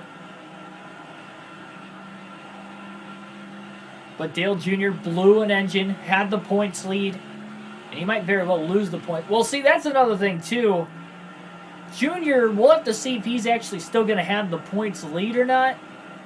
Because if he doesn't have the points lead, then Labonte's not going to gain a full 148 points.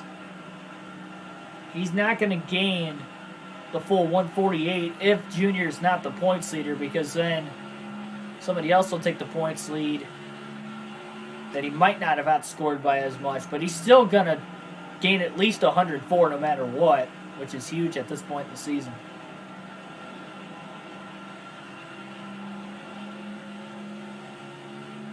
No, I noticed. Yeah, I called you out as soon as I saw you in the chat.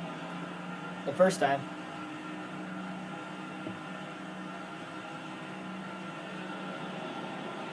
I said, yeah, I called you out as soon as he came in.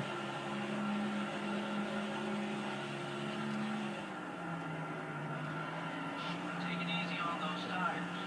Big Sly getting into the corner. Halfway on fuel. Got one out. Number 10 was still there. Be patient. The 10 car was passing high. Clear all around.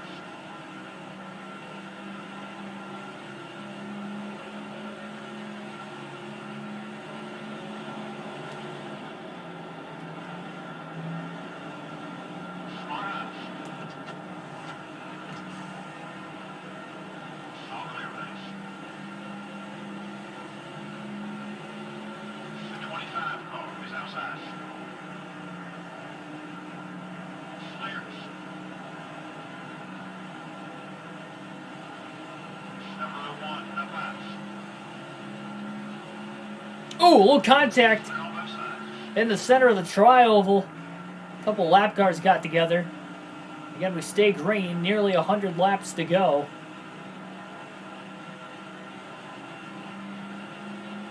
It's going to be really close.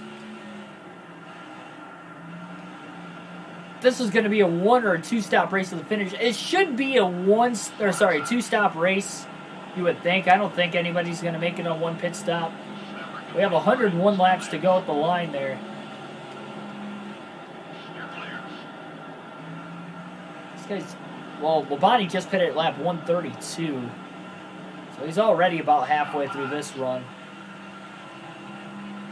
That would take him to about 70 to go. He went 65 laps on the first run, 67 laps on the second run. Somehow or another, he was able to save a little bit more fuel. He did run out of fuel off of turn 2, but he still went about a lap and a half further than what he did the run before. Somehow. Not like his pace really dropped off.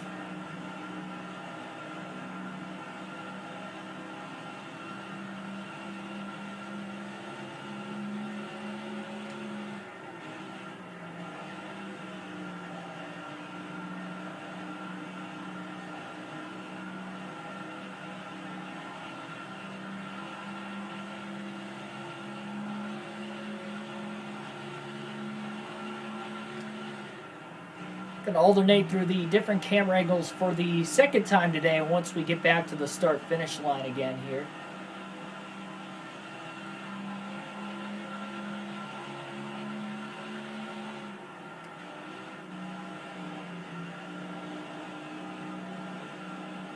I mean, who would have thought Junior would have two finishes? 23rd or worse in the final 8 races of the year. And we still got 6 to go, so who's to say he might not DNF again? But at this point, it's going to be such a close battle, even within the top 4 or 5 after this race. So it's going to be tough for Labonte to really gain a ton of ground in one race after this one concludes.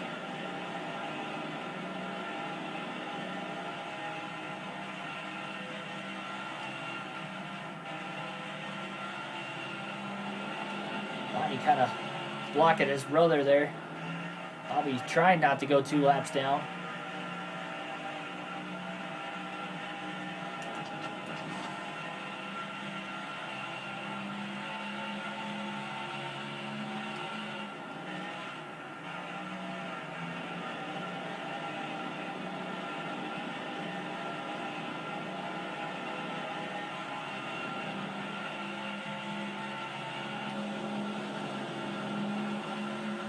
Is it Cheez-It?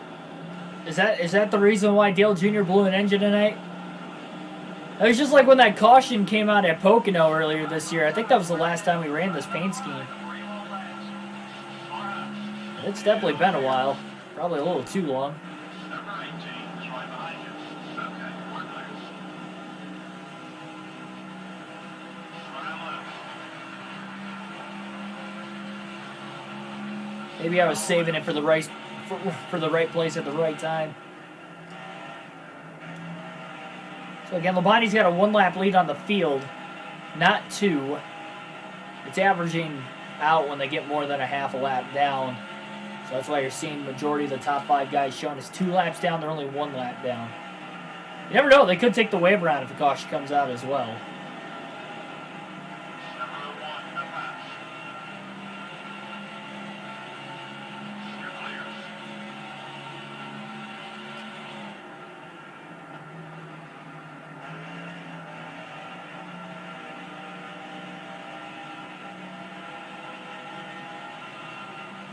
Pocono 2019 first race. Nice. Did you go to the June race or the August race?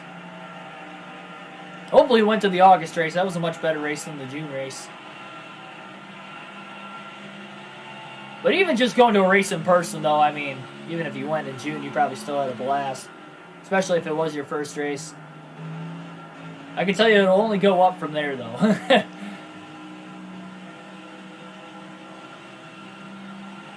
I guess it was still better than the Clash in 2019. I'll give it that.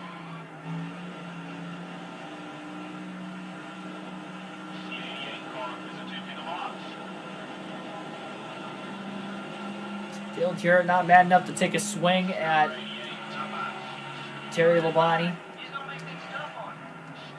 Terry overdrove the corner a little bit. Mainly because he got loose on entry anyway, but... Race 2, Denny Hamlin one. Yep.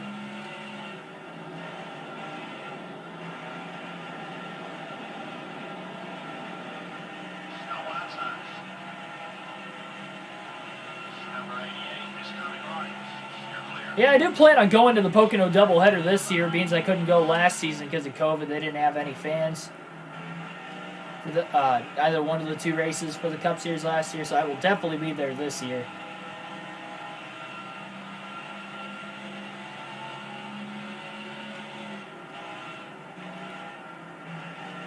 I'm actually going to be purchasing my Nashville tickets tomorrow.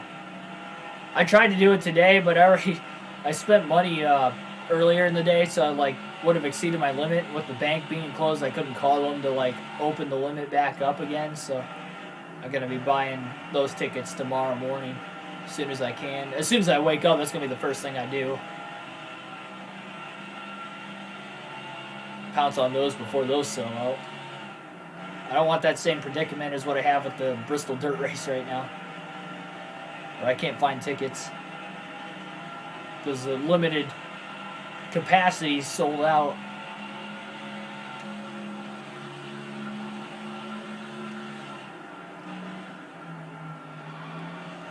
At least you can go to Italy. Yeah, I've never been outside the country.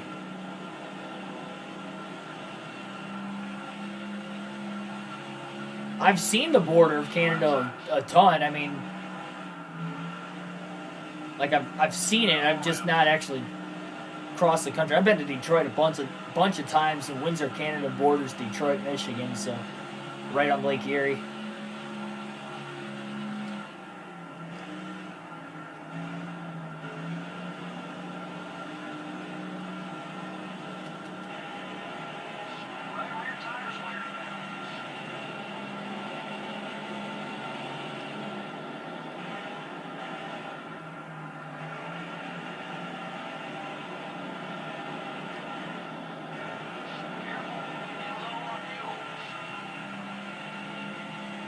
Ricky Rudd's been trying to block Labonte now.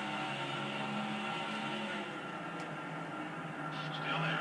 Oh, contact!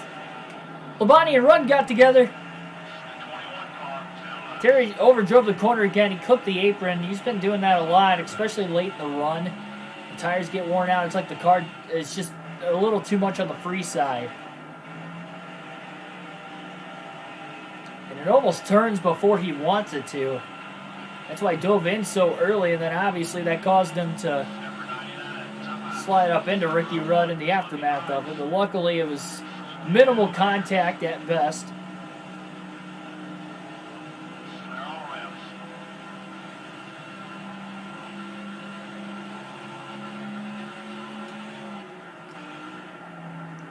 You've been to Canada, nice. If the Cup Series ever goes to Canadian Tire Motorsports Park, I'd have a good reason to go there. Truck Series have been putting on some really good shows there. Pretty much ever since they started going there. I don't know how much that place seats, though. That's the only thing.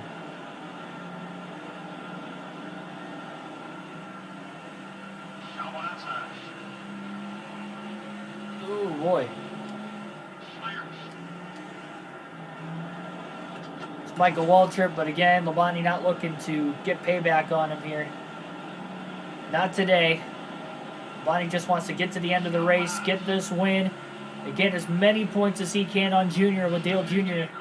blowing an engine earlier. Okay, we're clear. See if any other dominoes fall before the end of the race. We saw Ryan Newman blow an engine only 19 laps in. He was in the top 10 in points. Probably isn't anymore, especially with Labonte being in 11th. Terry having a great day, at least so far. Number 11, up high. Yeah, it'll be interesting to see if some of these guys might actually make it Left side. on one more pit stop. Labonte's looking like he'll have to take two, so I guess it's a good thing he's got a big lead. If we do, if we don't get a caution. Got one eye. You're clear. Be careful. That was a big slide.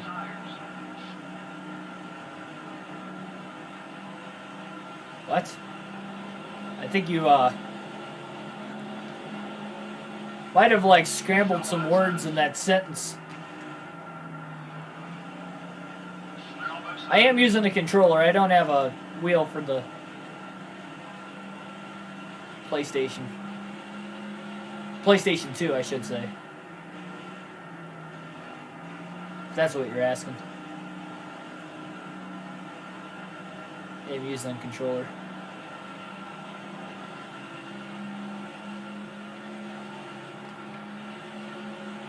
Getting loose even in the trials. Well, it's that point in the run. Tires are getting really worn. Jack Sprague's car was bottoming out. He was sparking a couple times in the center of turns 1 and 2. We're going to be seeing pit stops come up very, very soon. got one outside. 80 laps to go at Kansas. Still caution free. Labonte's got a 1-lap lead on the field. Trying to get that max points day. He's already clinched the most laps led. Number 4, skating on you. Clear on both sides.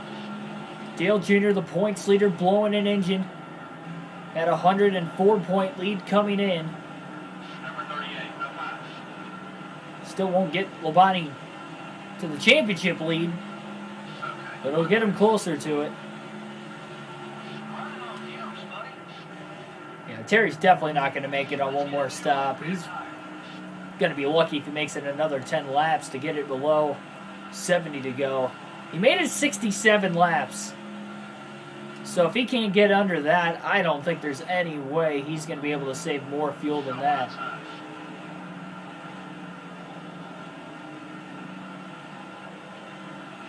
Labonte underneath Harvick.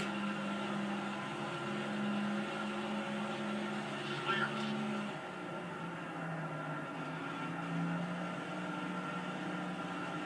No, not going to pit yet.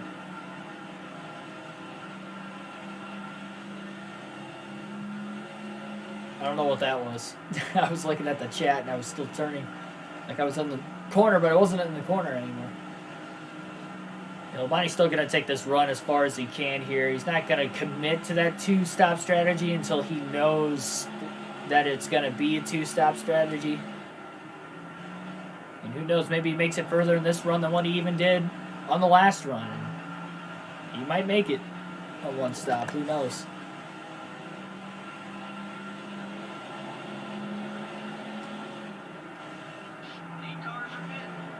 So we're having some drivers hit pit road this time. Lap 191 coming to lap 192. Number 45 is outside. The 45 car wants to get by you. So, I mean, ideally, if he makes it to lap 200... Oh, man! Big bounce into turns 1 and 2 by Livetsream.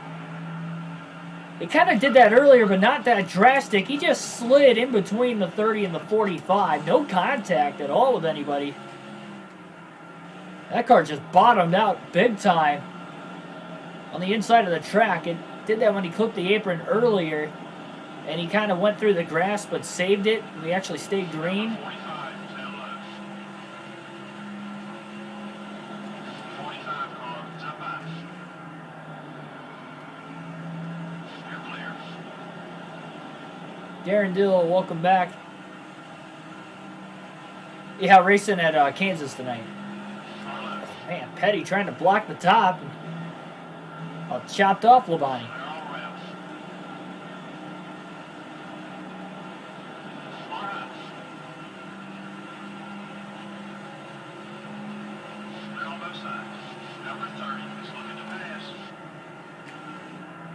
That Kenseth up to second. I think Marlin just hit pit road. I believe that's the reason why Kenseth got up to second place. Oh, gosh. These tires are old. Livetsream's trying to stretch this fuel run, though. Again, it could be a one-stop race to the finish. And that's why he's trying to stretch it. He's only got to go another 5 more laps. I mean, it's going to be really close. Oh, okay, maybe he won't be. He's got less than a gallon of fuel left. He might be able to make it 2 more laps. Maybe lap 197. Might even have to pit next lap. Who knows?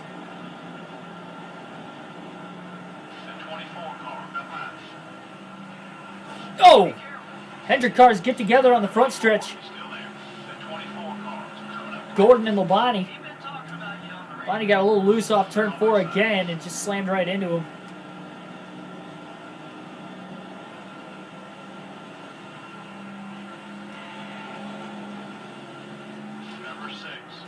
Livetsream's going to pit this time.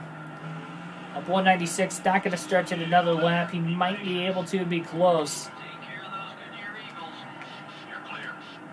Making sure he doesn't speed, and he did not. 4 tires, full tank of fuel, no adjustments for Terry Livetsream. It'll be his 3rd pit stop of the day.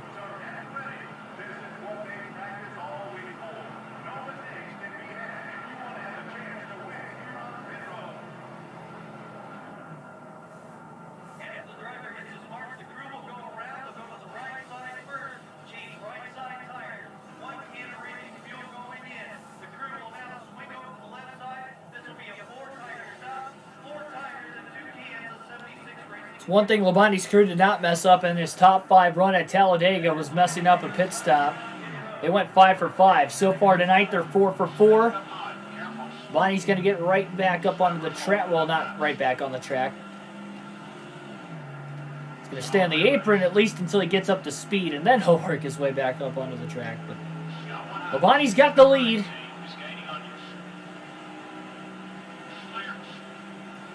No mistakes for that pit crew. 70 laps to go this time by.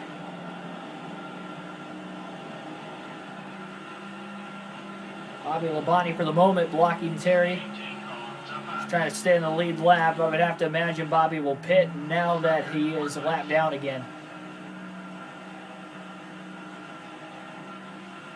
Still caution free.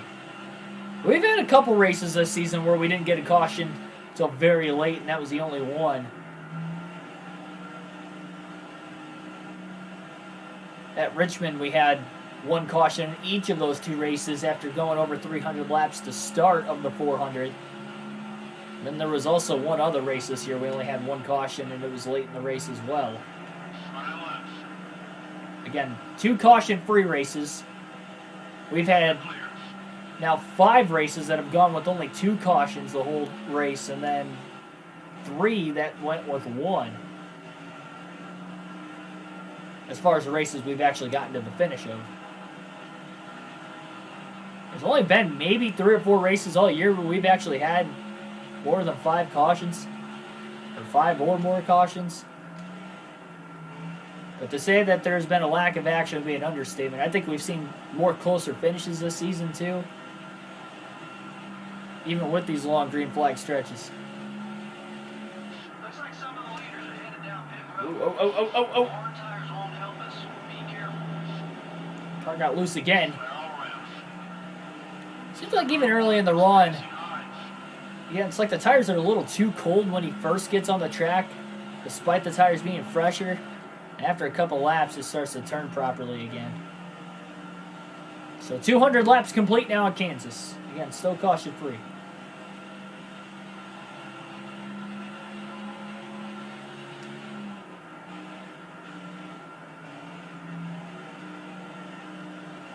Oh, they can't, yeah. Darren, they cannot make the dirt cars automatic. Not with the stock cars. I feel like it'd blow it. Well, I mean, it'd be a completely different transmission. Like, it would, because they would still need a beefier engine, you know, with it being a race car. So if they went with like a manual, an automatic transmission, they would need a complete other transmission just for one race. Like, it costs the teams way too much too. There's no sense of doing it. And there are dirt series that do run manual transmission. Obviously, a lot of like dirt sprint cars and stuff don't, but some modifieds do. Modifieds and dirt late models, some of them do.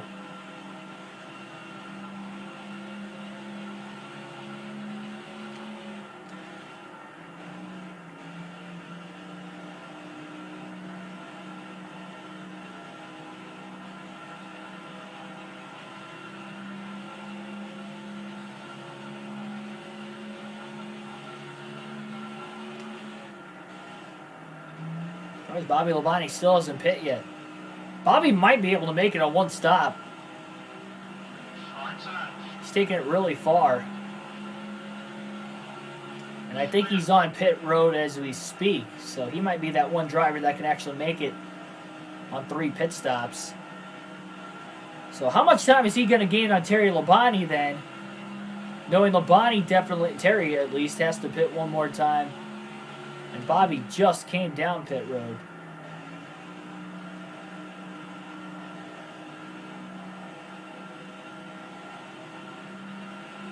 Not sure if anybody else made it just as many laps as Bobby Labonte as well. That could shake the running order.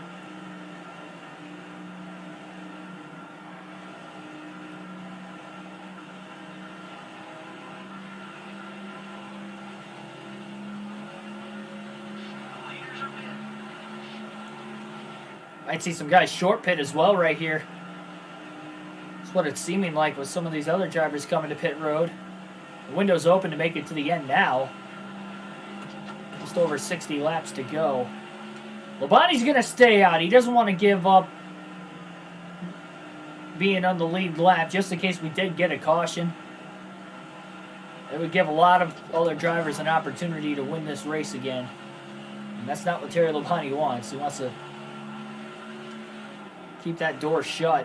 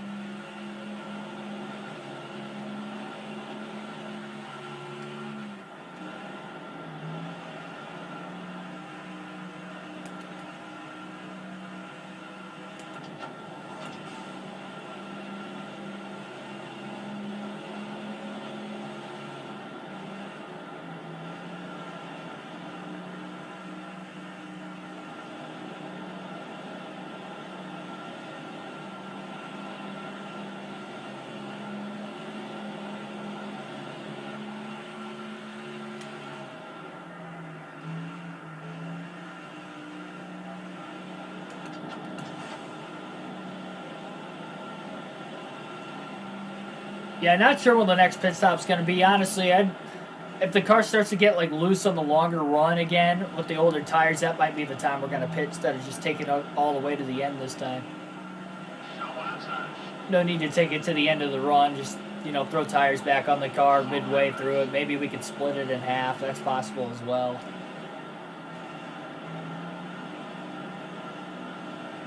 But yeah, the moment it starts to get looser on those older tires, like we've seen right about that lap 40 to 50 mark, I think that's going to be a good time for Labonte to pit. Then his tires should be pretty good to the end of the race from that stop. Oh, bounced again in turns 3 and 4. The first 2 times he did that, it was in turns 1 and 2. That time it was in 3 and 4. That's why he's still got to make it to the end of the race. We still have 57 laps to go.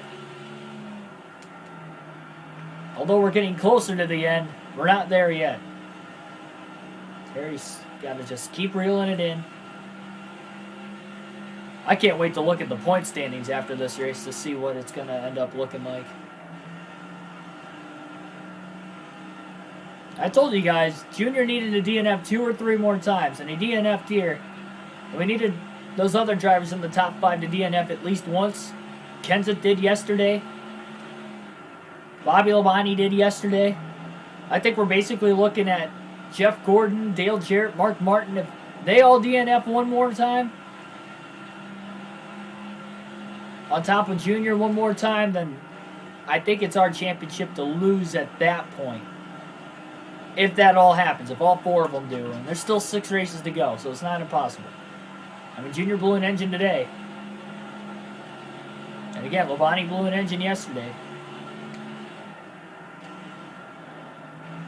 And we'll take a look at the point stand and see exactly where everybody's lining up.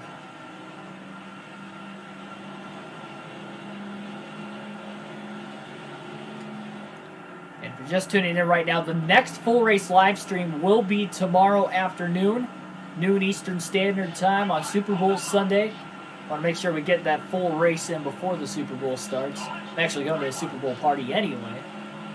Well, not much of a party because of COVID, but going over to my friend's house and his parents, and usually over there make some food. So I'll be going back over there tomorrow.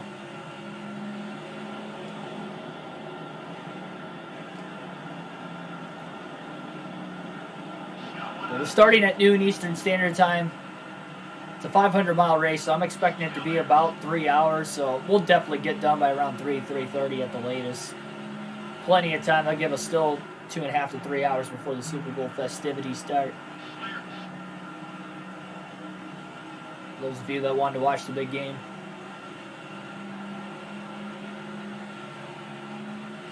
Got our pre-season predictions video coming out here. Hopefully I can get that uploaded tomorrow, but with it being busy and being the Super Bowl, it might be out on Monday. But it will obviously be out one of those 2 days before the Clash on Tuesday. Then we'll have our Clash predictions video either on Monday as well or Tuesday before the race. But the thing is, I got to work Tuesday, so it'll probably be up Monday night.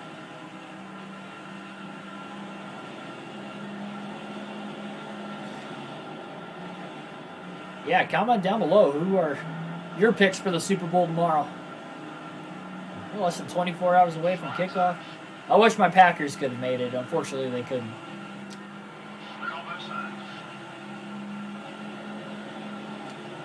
Unfortunately, we just get outplay called like we do every other year in the playoffs.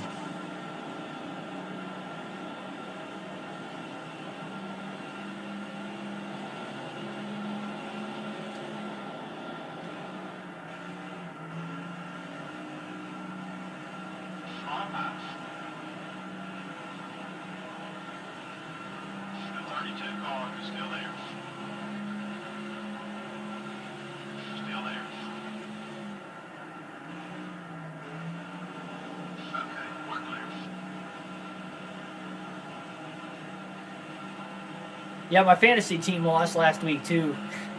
Conference championship, unfortunately. Thought I was going to repeat there for a second. Actually, I got blown out. My team did not play well at all last week.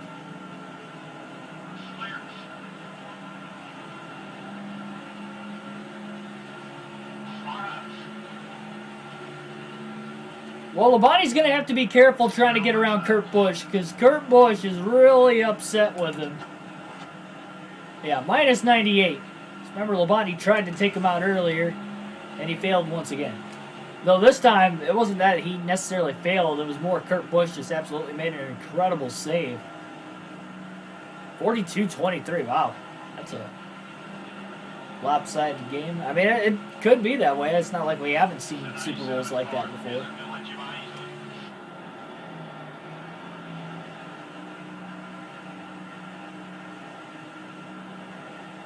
Bonnie getting a run. Kurt Busch going to block. Bonnie not going to get payback on him today. Really going to back up turns 3 and 4. See if that's going to help. Yeah, not so much. Kurt Busch is definitely blocking. Bonnie's got to be careful. His race is on the line right here. He's not going to be able to sit behind Busch for 47 laps to the finish. Especially as Labonte gets faster and faster throughout the course of the run. All the way in the top is Labonte driving it in deep into turn 3. Slides the tires. But he does clear Kurt Busch off turn 4. Kurt Busch almost got the wall off turn 4. That was close.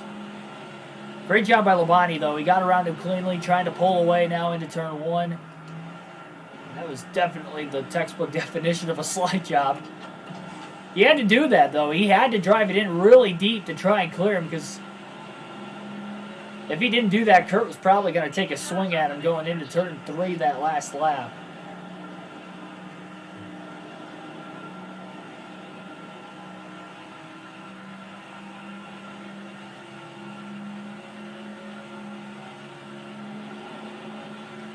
Mark Martin kind of rallying late in today's race up to 4th. He came in 2nd in points.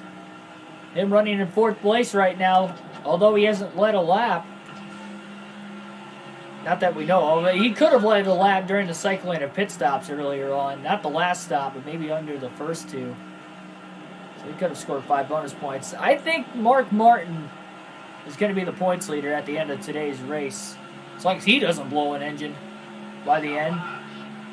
I guess the more the better for Labonte. Still one more stop left for a lot of these guys. See you, Fink Brothers. Thanks for stopping by here tonight. Again, noon Eastern Standard Time tomorrow. Lowe's Motor Speedway. Right here on Thunder 04. As this championship battle thickens later and later in the season with every passing race, every passing day. Not only that, again, Junior blowing his engine today. With that 104 points lead over Martin, it is a tight battle once again. I think we're setting ourselves up for just a classic finish to this season. It's been a classic season already. Nobody's really had a massive points lead up until Junior now, but it wasn't even massive if you think about it because it's still within one race. It's not like he had like a 200-point... It's not like he had over one race worth of points ahead of second, and that's why he's going to lose the points lead, assuming Martin still finishes in the top 5 today. Bonnie slid up the track a little bit there in turns 1 and 2. Well, he's got to pit to the end. Maybe Bobby can cycle into second. Maybe he can make it on fuel. Everybody else has to pit one more time, or mostly everybody else, and we can get the Labonte brothers finishing 1-2 for the 3rd time this year. Number 9 coming up quick. All clear race.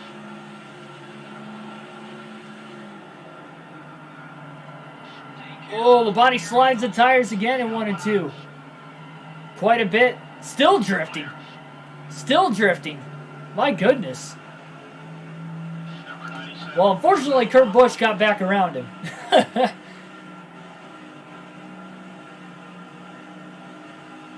Now Labonte's going to have to try that again. Oh! Contact with Nadu off of turn 4.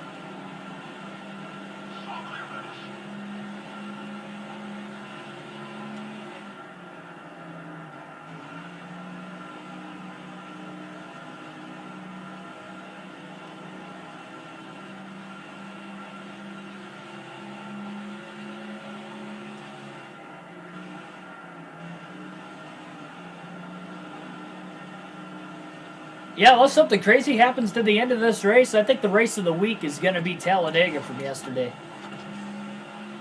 Kind of an anticlimactic finish, but we did have good racing throughout. It was kind of a down week as far as those instant classic races. But I mean, compared to the week before, the 2 weeks before, where it seemed like every other day we were having a near photo finish at the end of the race or a last lap pass. This would be a great opportunity to get around Kurt Busch off turn 4. Oh, little contact. He got into him.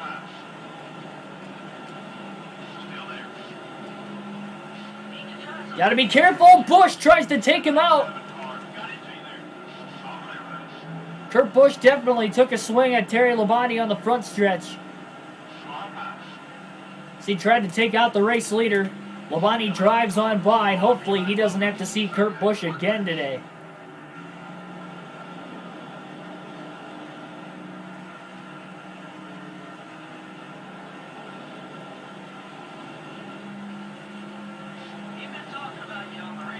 I think get Mark Martin 2 laps down again now.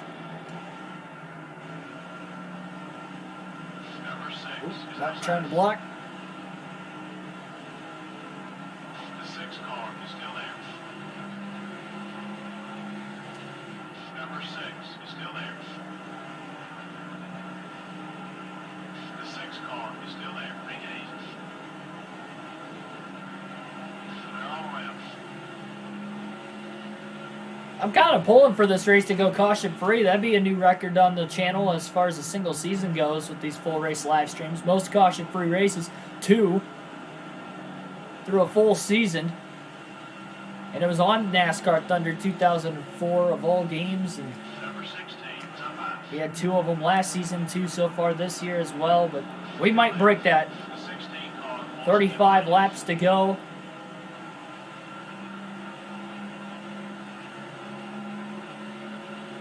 Clear.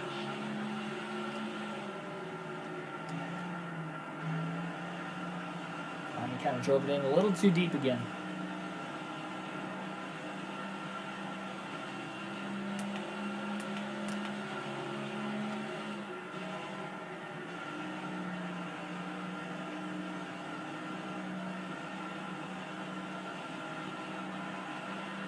At that point where he's got about 40 laps on his tires again. Pitted at lap 196, so yeah, about 38 laps. And that 40 to 50 range is where they really start to fall off. It's like they run perfect up until then they just fall off a cliff. And he struggles the rest of the run on grip. He doesn't want to do anything that's going to cost him a chance to win today's race. He's got a 1-lap lead on the field. Tony Stewart's had a quiet but good day. He's been in the top 5. Really the top 3 since about 20 laps into the race. He only led 1 lap very early on. That's enough for 5 bonus points. And again, with Junior blowing that engine, Stewart's right back in it again. As well as many other drivers.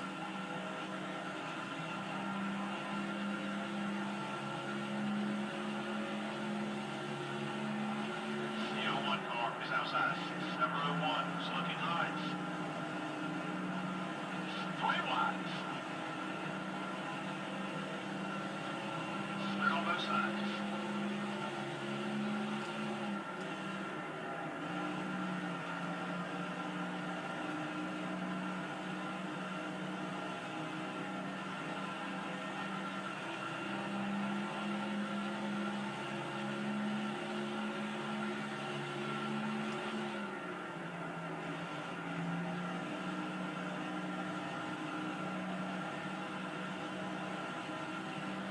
Remember, Ward Burton's been having a kind of a magical season so far. Especially late in the year. Blindside. That blown engine's going to give him a better chance, too. Careful now. Okay, we're clear.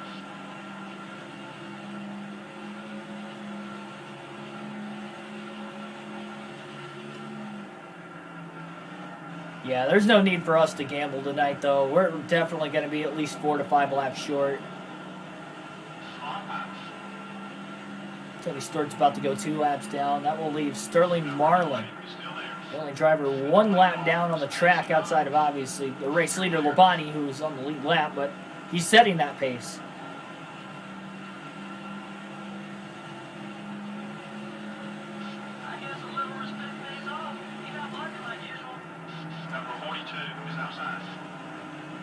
We'll have to take a closer look at the Rookie of the Year standings after today's race again.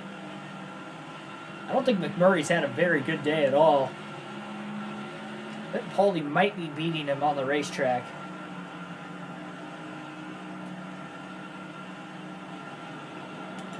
Well, there is Marlin. He could be in danger of losing second place to Stewart here before long. Bobby Labonte probably good to the end of the race to make it as well after pitting a little earlier. Labonte trying to get around Marlin into turn 3. Oh, man. Car slid way up the racetrack again. Bouncing on the apron. Flip it ever so slightly. It's about the 4th time we've seen that happen today. Labonte trying to hold it. Inside of Marlin again, and he has put 2 laps on the field in this caution-free race at Kansas. There we go, guys. Just got the 10 likes right at the end of the race.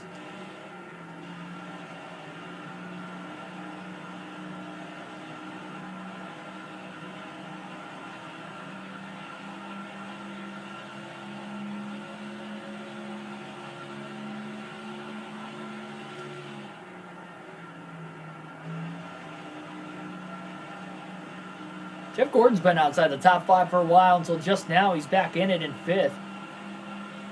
Wonder if he might have short pitted.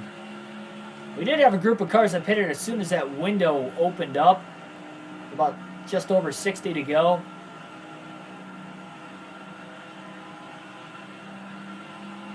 Honestly, literally a couple laps after Bobby Labonte pitted for his 3rd stop.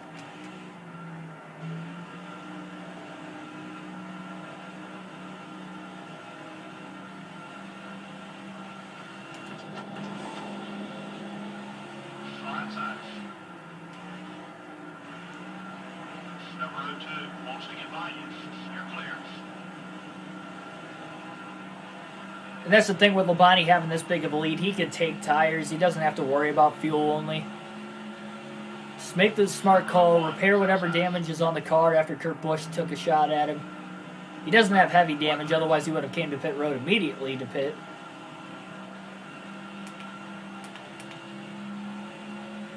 Right front's in the yellow. Maybe he will take it to the end of the run. Who knows? I don't think he will, but... Car's still handling pretty well for the most part. It looked like it was going to start getting away about 5 laps ago. It never did. He's got that clean air right now as well that's helping him out. There's no lap traffic anywhere near him. Probably got a couple more laps before he catches another lap car.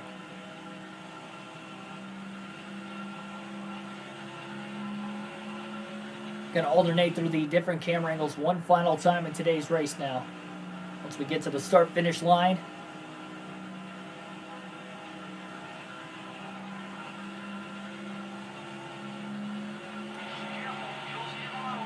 About a quarter tank of fuel left. It will be a fuel run and a fuel mileage race to the end for second on back. Labonte can pit and still hold his lead, even if he takes 4 tires, which he probably will. The issue is going to be is if he pits and we get a late race caution. That is where the problem will lie for Terry Labonte. So he's going to hope it stays green to the end. We've stayed green through the first 247 laps. We'll have just 20 laps to go this time by.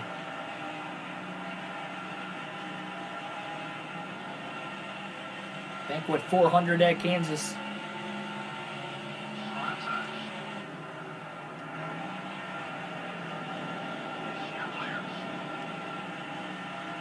Almost kind of heard the tires chattering again there into turns 3 and 4. Handling-wise, it's probably the best the car's been all day this late in the run.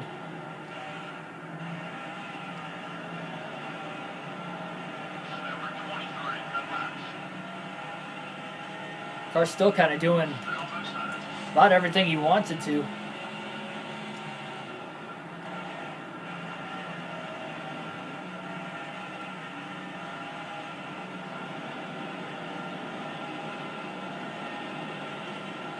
Number 38, come on. 38 car is still there. Take it easy. Oh. There's the car bouncing around again. My goodness. Yeah, see that hop? Left front tire skipped again. The 23 car is coming high. All right, here we go. Bonnie's just trying to get it back under control again. He didn't hit anything. I mean, all day today well, not all day. Again, that's only about the 4th or 5th time it's happened, but Bonnie hasn't hit anything. Just kind of bottoms out, clipping the apron just a little bit. It doesn't matter whether it's in turns 1 and 2 or 3 and 4.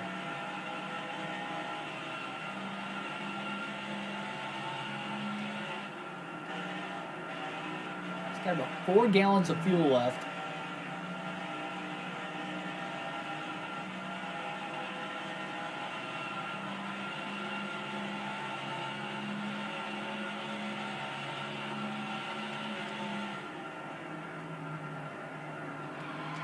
More tires won't help us. Be careful.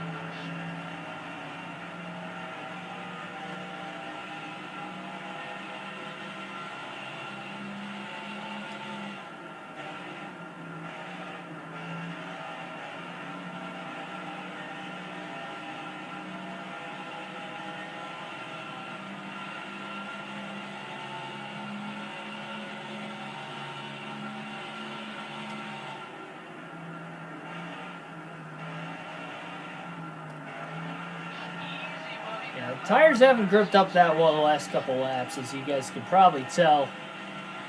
Corners it's just kind of pushing tight. In some corners it's getting a little looser. The rear tires are sliding out.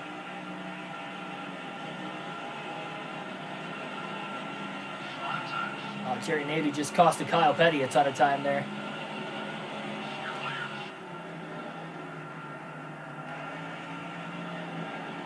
Almost overdrove turns 1 and 2 again. In line behind Elliott Sadler. Number 38, still left. All clear, please.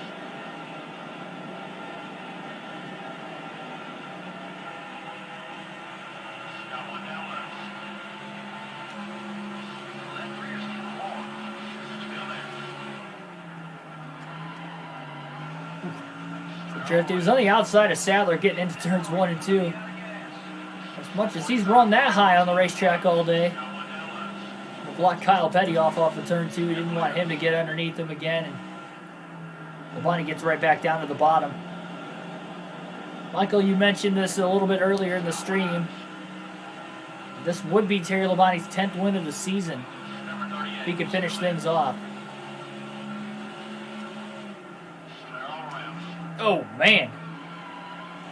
Car got loose again.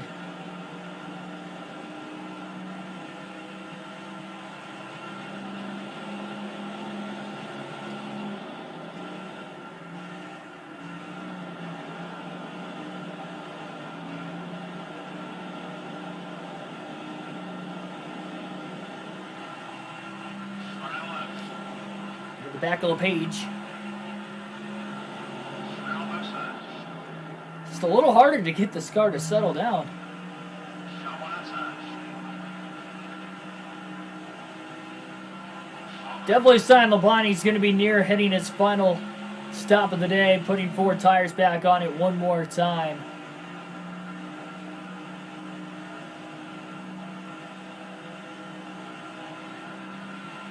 "11 laps to go here at Kansas." Again, a 2-lap lead on the field for Terry Labonte. Dale Jr., points leader. Blew an engine about halfway through the race. I'd have to assume Nadu has surpassed him now on the racetrack. Jerry blew an engine before him, but I think he's ran enough laps to pass him. And I did not see anybody else blow an engine before that or after Dale Jr. So I believe that's it, at least so far. 10 laps to go here at Kansas for Texas. Terry Labonte. Barely even turning, and the car just wants to spin. He'll be bringing it in for his final stop very soon. He's not going to make it on fuel these final 10 laps. Maybe make it another 4 or 5 laps, and that'd be about it. Nobody else is pit yet. A lot of these guys going to try to stretch it out as long as they can. It's still a championship race. Well, not a championship race, but a championship season for a lot of other drivers now, outside of just Terry Labonte. We're just obviously focusing on him because that's who we're racing as in this final season. You guys, the fans, pick that out.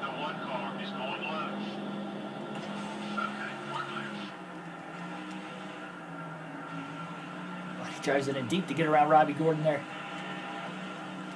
We're a gallon of fuel left here for Labonte. He could probably go a couple more laps. 8 laps to go. So with 8 to go, we have a couple more drivers coming to pit road.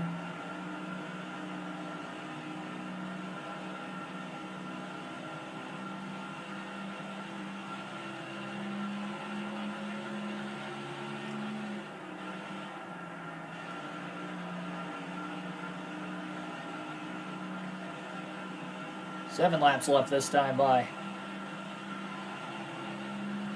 The lap that Labonte really wants to see is 4 laps to go as soon as he can.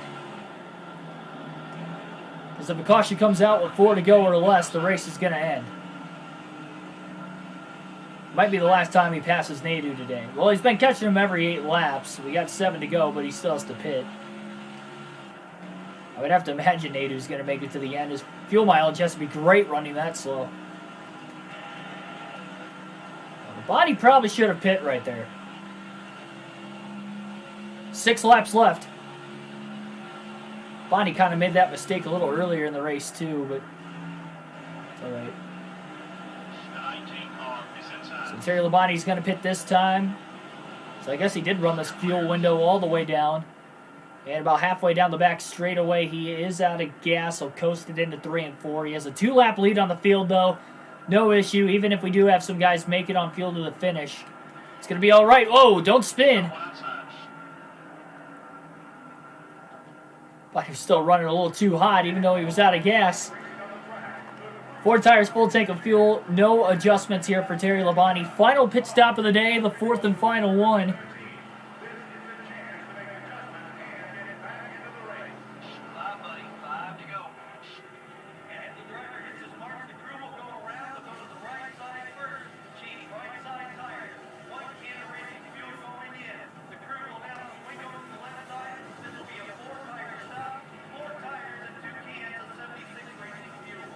So only 5 laps to go as Labonte crossed the line that last time.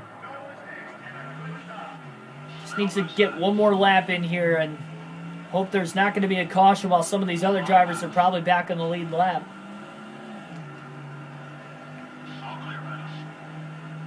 Bonnie staying low, making sure these other drivers that are a lot faster blow by him on the outside. Bonnie's got fresh tires now, so he's got good grip to the end of the race. Kevin LePage's car bottomed out. Oh, LePage trying to block Labonte. 4 to go. Tony Stewart is up to 2nd.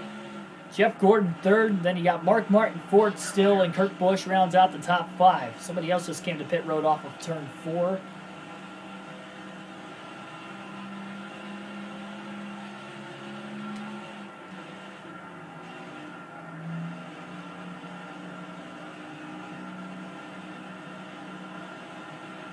It's going to be 5 races in a row when we wear this Cheez-It hat with the Cheez-It paint scheme.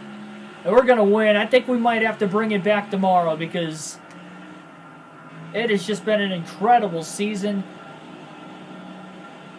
when Cheez-It is the primary sponsor for Terry Labonte in a race. Oh, another blown engine on the inside of the track. Sterling Marlin, what a tough break. Marlin was running top 5. I think he was in 2nd, but because he blew an engine, that's why Stewart cycled to 2nd. And that has been the story of the season for Sterling Marlin. We mentioned earlier he has blown a lot of engines this year. He's just had a lot of tough luck.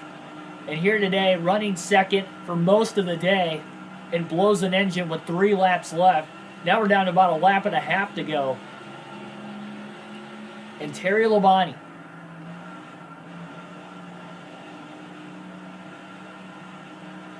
will be taking the white flag this time off of turn 4. Final lap of the race. He's got a pack of about 5 lap cars right in front of him. He's not even going to worry about it. This will be the 10th win of the year for Terry Labonte. Well, I guess he's got to run. He might as well take it. I think Jerry Nadeau might be holding these guys up. Oh, man! They're scrambling for positions back here. They're 4 wide. The last lap. Oh, they're still 4 wide into the corner. Yeah, Labonte's going to let him go.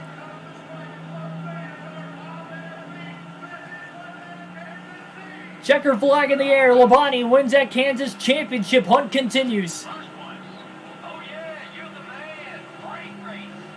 It is not over yet in a caution-free Kansas race.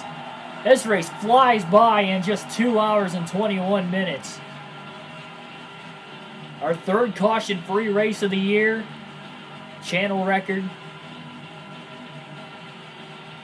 For the most caution-free races in a single season. We still got 6 races to go. And a 500-miler tomorrow at Lowe's Motor Speedway. Again, noon Eastern Standard Time will be the start time for that race tomorrow. At now known as Charlotte, or formerly known as Lowe's Motor Speedway. Terry Labonte brings the Cheez-It car to victory lane again for the 5th time in a row with this scheme.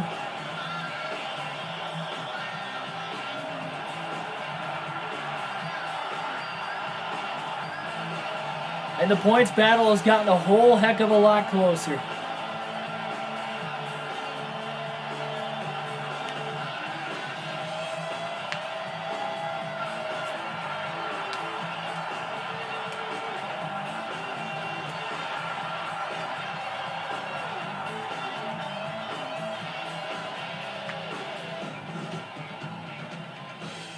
What a year.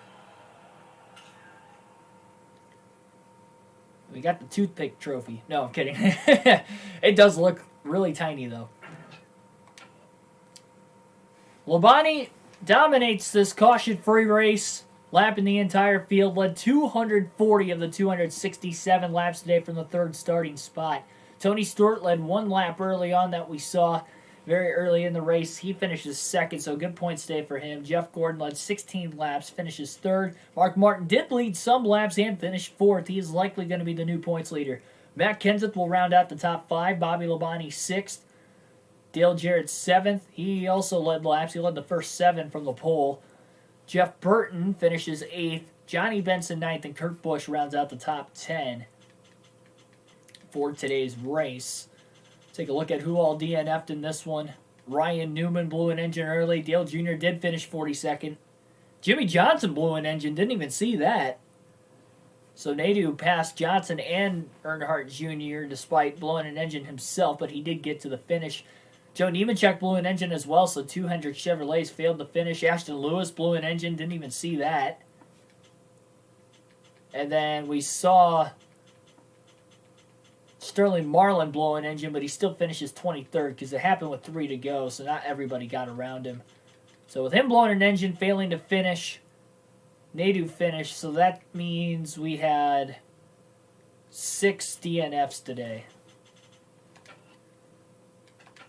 And now what you guys waited for and what I waited for all race, we're going to take a look at the point standings because this is going to come down to an instant classic kind of a season.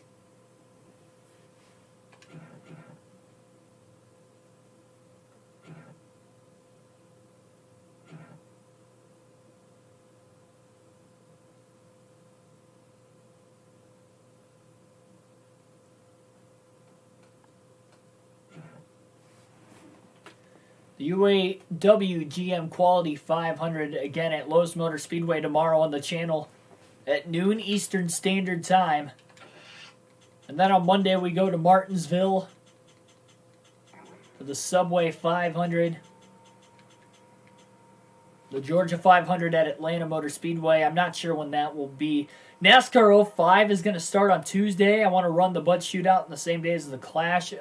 As of Amazon, I should be getting it by Monday, Tuesday at the latest. So we will be running NASCAR 05 starting a little earlier because we didn't get to the end of the season, but I kind of want to do our speed weeks for that at the same time Speed Week is actually going on. So I thought that'd be kind of cool. So I don't know if Atlanta's going to be next week or not. It might be on Wednesday. That'd be the only extra day. And then Phoenix, Rockingham, and then Homestead would probably be the following week as well. So yeah, that's the end of the season. Just 6 races to go. And now look at the point standings. Dale Jarrett is the new points leader.